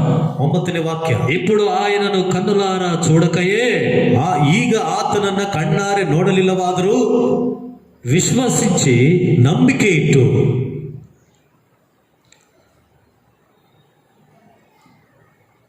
ఇప్పుడు ఆయనను కన్నులార చూడకయే ಈಗ ಆತನನ್ನು ನಾವು ಕಣ್ಣಾರೆ ನೋಡಲಿಲ್ಲವಾದರೂ విశ్వసించుచు ನಂಬಿಕೆ ಇಡುತ್ತಾ మీ విశ్వాసమునకు ఫలమును ನಿಮ್ಮ ನಂಬಿಕೆಗೆ ಫಲವು అనగా ಅಂದರೆ ఆత్మల రక్షణ. ಆತ್ಮಗಳ ರಕ್ಷಣೆ. నువ్వు విశ్వాసాన్ని కాపాడుకుంటే ನೀನು ನಂಬಿಕೆಯನ್ನು ಕಾಪಾಡಿಕೊಂಡರೆ మొదటి పేతురు పత్రిక 1:8. 1ನೇ ಪೇತ್ರನ ಪತ್ರಿಕೆ 1:8. నువ్వు విశ్వాసాన్ని కాపాడుకుంటే ನೀನು ನಂಬಿಕೆಯನ್ನು ಕಾಪಾಡಿಕೊಂಡರೆ దాని ఫలం ఏంటి? ಅದರ ಫಲವೇನು? పౌలు అంటున్నాడు నీతి కిరీటం. ಪೌಲನು ಹೇಳ್ತಿದ್ದಾನೆ ನೀತಿಯ ಕಿರೀಟವು. అలాగే ఇక్కడ భక్తుడు పేతురు అంటున్నాడు, ಇಲ್ಲಿ ಭಕ್ತನಾದ ಪೇತ್ರನು ಹೇಳ್ತಿದ್ದಾನೆ ఆ ఫలము ಆ ಒಂದು ಫಲವು ఆత్మ రక్షణ, ಆತ್ಮಗಳ ರಕ್ಷಣೆ, ఆత్మల రక్షణ, ಆತ್ಮಗಳ ರಕ್ಷಣೆ, చెప్ప శక్యమును ಹೇಳಲ ಶಕ್ಯವಾದಂತ మహిమాయుక్తమునైన ಪ್ರಭಾವವುಳ್ಳಂತ సంతోషము గలవారై ಸಂತೋಷವುಳ್ಳವರಾಗಿ ఆనందించుచున్నారు. ಹರ್ಷಿಸುತ್ತಾ ಇದ್ದೇವೆ. ఆమేన్. ಆಮೆನ್. హల్లెలూయా. హల్లెలూయా. హల్లెలూయా. హల్లెలూయా. ఎగిరి గంతులే అనిపిస్తుంది నాకు. ಕುಣಿದಾಡಬೇಕೆಂಬುದಾಗಿ ಅನಿಸ್ತಾ ಇದೆ. దేవునికి మహిమ కలుగును గాక. ದೇವರಿಗೆ ಮಹಿಮೆ ಉಂಟಾಗಲು. విశ్వాసాన్ని కాపాడుకుంటే ನೀನು ನಂಬಿಕೆಯನ್ನು ಕಾಪಾಡಿಕೊಂಡ್ರೆ నీ ఆత్మ రక్షించబడుతుంది. ನಿನ್ನ ಆತ್ಮವು ರಕ್ಷಿಸಲ್ಪಡುತ್ತದೆ. అలాగే విశ్వాసానికి వచ్చే ప్రతిఫలం, ಹಾಗೆ ನಂಬಿಕೆಗೆ ಬರುವಂತ ಪ್ರತಿಫಲವು చెప్పను అశక్యమైనటువంటి ಹೇಳಲಿಕ್ಕೆ ಸಾಧ್ಯವಾಗದಷ್ಟು మహిమాయుక్తమైన ಮಹಿಮಾಯುಕ್ತವಾದ సంతోషము ఆనందము నీకు కలుగును. ಸಂತೋಷವು ಆನಂದವು ನಿನಗೆ ಉಂಟಾಗುತ್ತದೆ. దేవునికి మహిమ కలుగును గాక. ದೇವರಿಗೆ ಮಹಿಮೆ ಉಂಟಾಗ. ఆయన ప్రాణ త్యాగం ಆತನ ಪ್ರಾಣದ ತ್ಯಾಗ మనల్ని ఆయన మహిమలోకి తీసుకెళ్లిపోతుంది. ನಮ್ಮನ್ನ ಆತನ ಮಹಿಮೆಯೊಳಗೆ ఆయన మనలో పుట్టించిన విశ్వాసం, ಆತನು ನಮ್ಮ ಒಳಗಡೆ ಹುಟ್ಟಿಸಿದಂತ ನಂಬಿಕೆ, దానికి ప్రతిఫలం ಅದಕ್ಕೆ ಪ್ರತಿಫಲ ఆయనతో కూడా ఉండే గొప్ప భాగ్యం. ಆತನ ಒಂದಿಗೆ ಇರುವಂತಹ ಒಂದು ಉನ್ನತವಾದ ಭಾಗ್ಯ. అంతేకాదు, ಅಷ್ಟು ಮಾತ್ರವಲ್ಲ, నీతి కిరీటం నాకు ఇవ్వబడునని పౌలు ನೀತಿಯ ಕಿರೀಟವನ್ನು ಕೊಡಲ್ಪಡುತ್ತೆ ಎಂದು ಪೌಲನು ಹೇಳಿದೆ. ఎంత గొప్ప భాగ్యం. ಎಷ್ಟೊಂದು ದೊಡ್ಡ ఈ ಭಾಗ್ಯ. లోకంలో నశించిపోయేవి దేవునికి సమర్పించి, ಈ ಲೋಕದಲ್ಲಿ ನಶಿಸಿ ಹೋಗುತ್ತದನ್ನು ದೇವರಿಗೆ ಸಮರ್ಪಣೆ ಮಾಡಿ, నశించని ನಾಶವಾಗದ మహిమాయుక్తమైన ఆనందం, ಮಹಿಮಾಯುಕ್ತವಾದ ಆನಂದವು అక్కడ మనం పొందుకుంటున్నాం. ಅಲ್ಲಿ ನಾವು ಹೊಂದಿಕೊಳ್ಳುತ್ತೇವೆ. ఇలాంటి ఆపర్చునిటీ ఎప్పుడు దొరుకుతుంది? ಇಂಥ ಒಂದು ಅವಕಾಶವು ಇನ್ನು ಯಾವಾಗ ಸಿಗುತ್ತೆ? ఎప్పుడు దొరుకుతుంది? ಯಾವಾಗ ಸಿಗುತ್ತೆ? ఇలాంటి అద్భుతమైన అవకాశం మన కాక ఇంకెవరికి దొరుకుతుంది? ಇಂಥ ಒಂದು ಅದ್ಭುತವಾದ ಅವಕಾಶವು ನಮಗಲ್ಲದೆ ಇನ್ನು ಯಾರಿಗೆ ಸಿಗುತ್ತೆ? ఎవరికి దొరుకుతుంది? ಯಾರಿಗೆ ಸಿಗುತ್ತೆ? పౌలు అంటున్నాడు, ಪೌಲನು ಹೇಳ್ತಿದ್ದಾನೆ, ఇంకా ఎవడైనా ఆయన ప్రత్యక్షతను అపేక్షిస్తే, ಇನ್ನು ಆತನ ಒಂದು ಪ್ರತ್ಯಕ್ಷತೆಯನ್ನ ಯಾರಾದ್ರೂ ಅಪೇಕ್ಷೆ ಪಟ್ರೆ, ఇంకా ఎవడైనా ಇನ್ನು ಯಾರಾದ್ರೂ క్రీస్తుని విశ్వసించక, ಕ್ರಿಸ್ತ ಮೇಲೆ ನಂಬಿಕೆ ಇಡದೆ, ఇంకా యేసు ప్రభు నమ్ముకోక, ಇನ್ನು ಯೇಸು ಕ್ರಿಸ್ತನನ್ನ ఇంకా ನಂಬಿಕೊಂಡು లోకంలోనే జీవించుచు, ಇನ್ನು ಲೋಕದಲ್ಲಿ ಜೀವನ ಮಾಡಿ, ఇంకా లోక పాపంలోనే నివసించుచు, ಇನ್ನು ಲೋಕದ ಪಾಪಗಳಲ್ಲಿ ವಾಸ ಮಾಡುವ ఎవరైనా ఉన్నారేమో, ಯಾರಾದ್ರೂ ಇದ್ದಾರೇನೋ, నీవైనాను కూడా ನೀನಾದ್ರೂ ಸಹ ఇప్పటికైనా ಈಗಲಾದ್ರೂ ఆయన ప్రత్యక్షత కోసం ఎదురు చూసే వ్యక్తిగా మారిపోతే, ಆತನ ಪ್ರತ್ಯಕ್ಷತೆಗೋಸ್ಕರವಾಗಿ ಎದುರು ನೋಡುವಂತ ವ್ಯಕ್ತಿಯಾಗಿ ನೀನು ಮಾರ್ಪಟ್ರೆ, ఆ మహిమ, ಆ ఆ మహిమ, ఆ కిరీటం, ఆ కిరీటం, ఆ ఆనందం ఆ ఆనందము నీకు కూడా ఇస్తాడని పౌలు అంటున్నాడు. నిలుగు సಹ ಕೊಡ್ತಾರೆಂಬುದಾಗಿ ಪೌಲನು ఈ ಹೇಳ್ತಾನೆ. అవకాశం ప్రభు నీకు నాకు ఇచ్చాడు. ಈ ಅವಕಾಶವನ್ನು ಕರ್ತನು ನಿನಗೂ ನನಗೂ ಕೊಟ್ಟಿದ್ದಾನೆ. ఇప్పటికైనా మారు మనసు పొందు. ಈಗಲಾದರೂ ಮಾನಸಾಂತರ ಹೊಂದಿಕೊ. యేసు క్రీస్తునందు విశ్వాసం ఉంచిన వాడే ಯೇಸು ಕ್ರಿಸ್ತನ ಮೇಲೆ ನಂಬಿಕೆ ಇಟ್ಟವರೇ నిత్య జీవం పొందుతాడు. ನಿತ್ಯ ಜೀವನ ಹೊಂದುತ್ತಾನೆ. ఆ విశ్వాసాన్ని నువ్వు కాపాడుకుంటేనే ಆ ನಂಬಿಕೆಯನ್ನು ನೀನು ಕಾಪಾಡಿಕೊಂಡ್ರೇನೆ ఆయన రాజ్యములో ಆತನ ರಾಜ್ಯ ఆయనతో కూడా ఉంటావు. ಆತನೊಂದಿಗೆ ನೀನು ಇರ್ತೀಯ. సంఘం ఎత్తబడి సమయం వచ్చింది. ಸಭೆ ಎತ್ತಲ್ಪಡುವಂತ ಸಮಯ కాబట్టి ಬಂದಿದೆ. జాగ్రత్త. ಆದ ಕಾರಣ ಎಚ್ಚರಿಕೆ. విశ్వాసాన్ని కాపాడుకుందాం. ನಂಬಿಕೆಯನ್ನು ಕಾಪಾಡಿಕೊಳ್ಳೋಣ. ఆయన రాజ్యంలో నివాసం చేద్దాం. ಆತನ ರಾಜ್ಯದಲ್ಲಿ ವಾಸ ಮಾಡಿ. దేవుడు తన మాటలు దీవించును గాక. ದೇವರು తన ಮಾತುಗಳನ್ನು ಆಶೀರ್ವಾದ ಮಾಡಿ. ఆమేన్. ಆಮೆನ್. ప్రార్థన చేసుకుందాం. ಪ್ರಾರ್ಥನೆ ಮಾಡಿ. పరిశుద్ధుడు అయిన ప్రేమ కలిగిన తండ్రి, ಪರಿಶುದ್ಧನಾದ ಪ್ರೀತಿಯುಳ್ಳ ತಂದೆ, ఇంతవరకు మీరు మాట్లాడిన మాటలకై మీకు వందనాలు. ಇಷ್ಟರ ತನಕ ನೀವು ಮಾತನಾಡಿದ ಮಾತುಗಳಿಗಾಗಿ ನೀವು ವಂದನೆ. అపోస్తలుడైన పౌలు వెడలిపోయే సమయంలో ಅಪೊಸ್ತಲನಾದ ಪೌಲನು ಹೊರಟು ಹೋಗುವಂತ ಸಮಯ తాను చెప్పిన మాట, ಆತನು ಹೇಳಿದಂತ ಮಾತು, ఈ లోకంలో రక్షణ పొందుకున్న దినం మొదలుకొని ಈ ಲೋಕದಲ್ಲಿ ರಕ್ಷಣೆಯನ್ನು ಹೊಂದಿಕೊಂಡಂತ ದಿನವು ಮೊದಲುಗೊಂಡು వెడలిపోయేంత వరకు ಹೊರಟು ಹೋಗುವ ತನಕ అతడు సంపాదించింది ಆತನು ಸಂಪಾದನೆ ಮಾಡಿದ್ದು విశ్వాసం అని, ನಂಬಿಕೆ ಎಂದು. ఆ విశ్వాసాన్ని నేను కాపాడుకుంటూ వచ్చానని, ಆ ನಂಬಿಕೆಯನ್ನ ನಾನು ಕಾಪಾಡಿಕೊಳ್ಳುತ್ತಾ ಬಂದಿದ್ದೇನೆ. అందరు బట్టి నాకు ప్రతిఫలం దొరుకుతుందని, ಅದರ ನಿಮಿತ್ತವಾಗಿ ನನಗೆ ಪ್ರತಿಫಲವು ಸಿಗುತ್ತದೆ ಎಂದು, నీతి కిరీటం నా కోసం ఉంచబడిందని ನೀತಿಯ ಕಿರೀಟವು ನನಗೋಸ್ಕರವಾಗಿ ಇಡಲ್ಪಟ್ಟಿದೆ ಎಂದು పౌలు అన్నాడు. ಪೌಲನು ಹೇಳಿದ. పేతురు అంటున్నాడు, ಪೇತ್ರನು ಹೇಳ್ತಿದ್ದ, చెప్పలు అశక్యమైన ಹೇಳಲಿಕ್ಕೆ ಸಾಧ್ಯವಾಗದಷ್ಟು మహిమాయుక్తమైన ಮಹಿಮಾಯುಕ್ತವಾದ ఆ సంతోషం, ಆ ಸಂತೋಷ, ఆనందం, ಆ ಆನಂದವು మన విశ్వాస ప్రతిఫలంగా మనం పొందుకుంటామని, ಆ ನಂಬಿಕೆಗೆ ಪ್ರತಿಫಲವಾಗಿ ನಾವು ಹೊಂದಿಕೊಳ್ಳುತ್ತೇವೆ ಎಂಬುದು, ఆత్మ రక్షణ పొందుకుంటామని ಆತ್ಮ ರಕ್ಷಣೆಯನ್ನು ಹೊಂದಿಕೊಳ್ಳುತ್ತೇವೆ ಎಂಬುದು పేతురు మాకు తెలియజేశాడు. ಪೇತ್ರ ನಮಗೆ ఈ ತಿಳಿಪಡಿಸಿ. దినం ఆ మాటలు ధ్యానించుకున్నాం. ಈ ದಿನದಲ್ಲಿ ಆ ಮಾತುಗಳನ್ನು ಧ್ಯಾನ ಮಾಡಿದ್ರು. ప్రభు, ఇంకా ఎంతో మంది ಕರ್ತನಿಗೆ ಇನ್ನೂ ಎಷ್ಟೋ ಜನರು ఆస్తిని విడవలేక, ಆಸ್ತಿಯನ್ನು ಬಿಡಲಿಕ್ಕಾಗದೆ, డబ్బును విడవలేక, ಹಣವನ್ನು ಬಿಡಲಿಕ್ಕಾಗದೆ, ప్రాణాల్ని ప్రేమించుకుంటూ ಪ್ರಾಣಗಳನ್ನು ಪ್ರೀತಿ ಮಾಡಿಕೊಂಡು విశ్వాసం నుండి తొలగిపోతూ ఉన్నారు. ನಂಬಿಕೆಯಿಂದ ತೊಲಗಿ ಹೋಗುತ್ತಾ ಇದ್ದಾರೆ. అలాంటి వారితో ಅಂತವರೊಟ್ಟಿಗೆ ఈ ఉపదేశం ద్వారా మీరు మాట్లాడండి.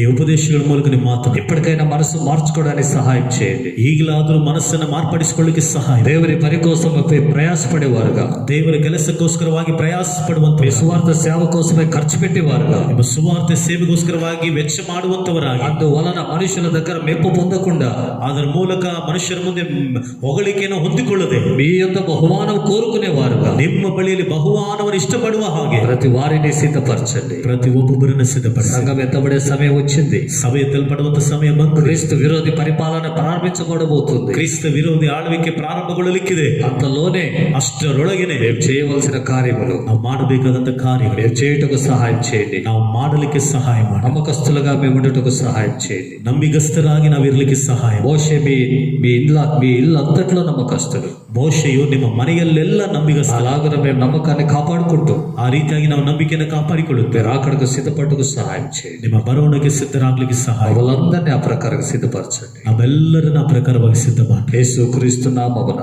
ಯೇಸು ಕ್ರಿಸ್ತನ ಹೆಸರಿನಲ್ಲಿ ప్రార్థించుచున్నాము తండ్రి. ಪ್ರಾರ್ಥನೆ ಮಾಡುತ್ತಿದ್ದೇವೆ ತಂದೆ. Amen. Amen. Amen. God bless you.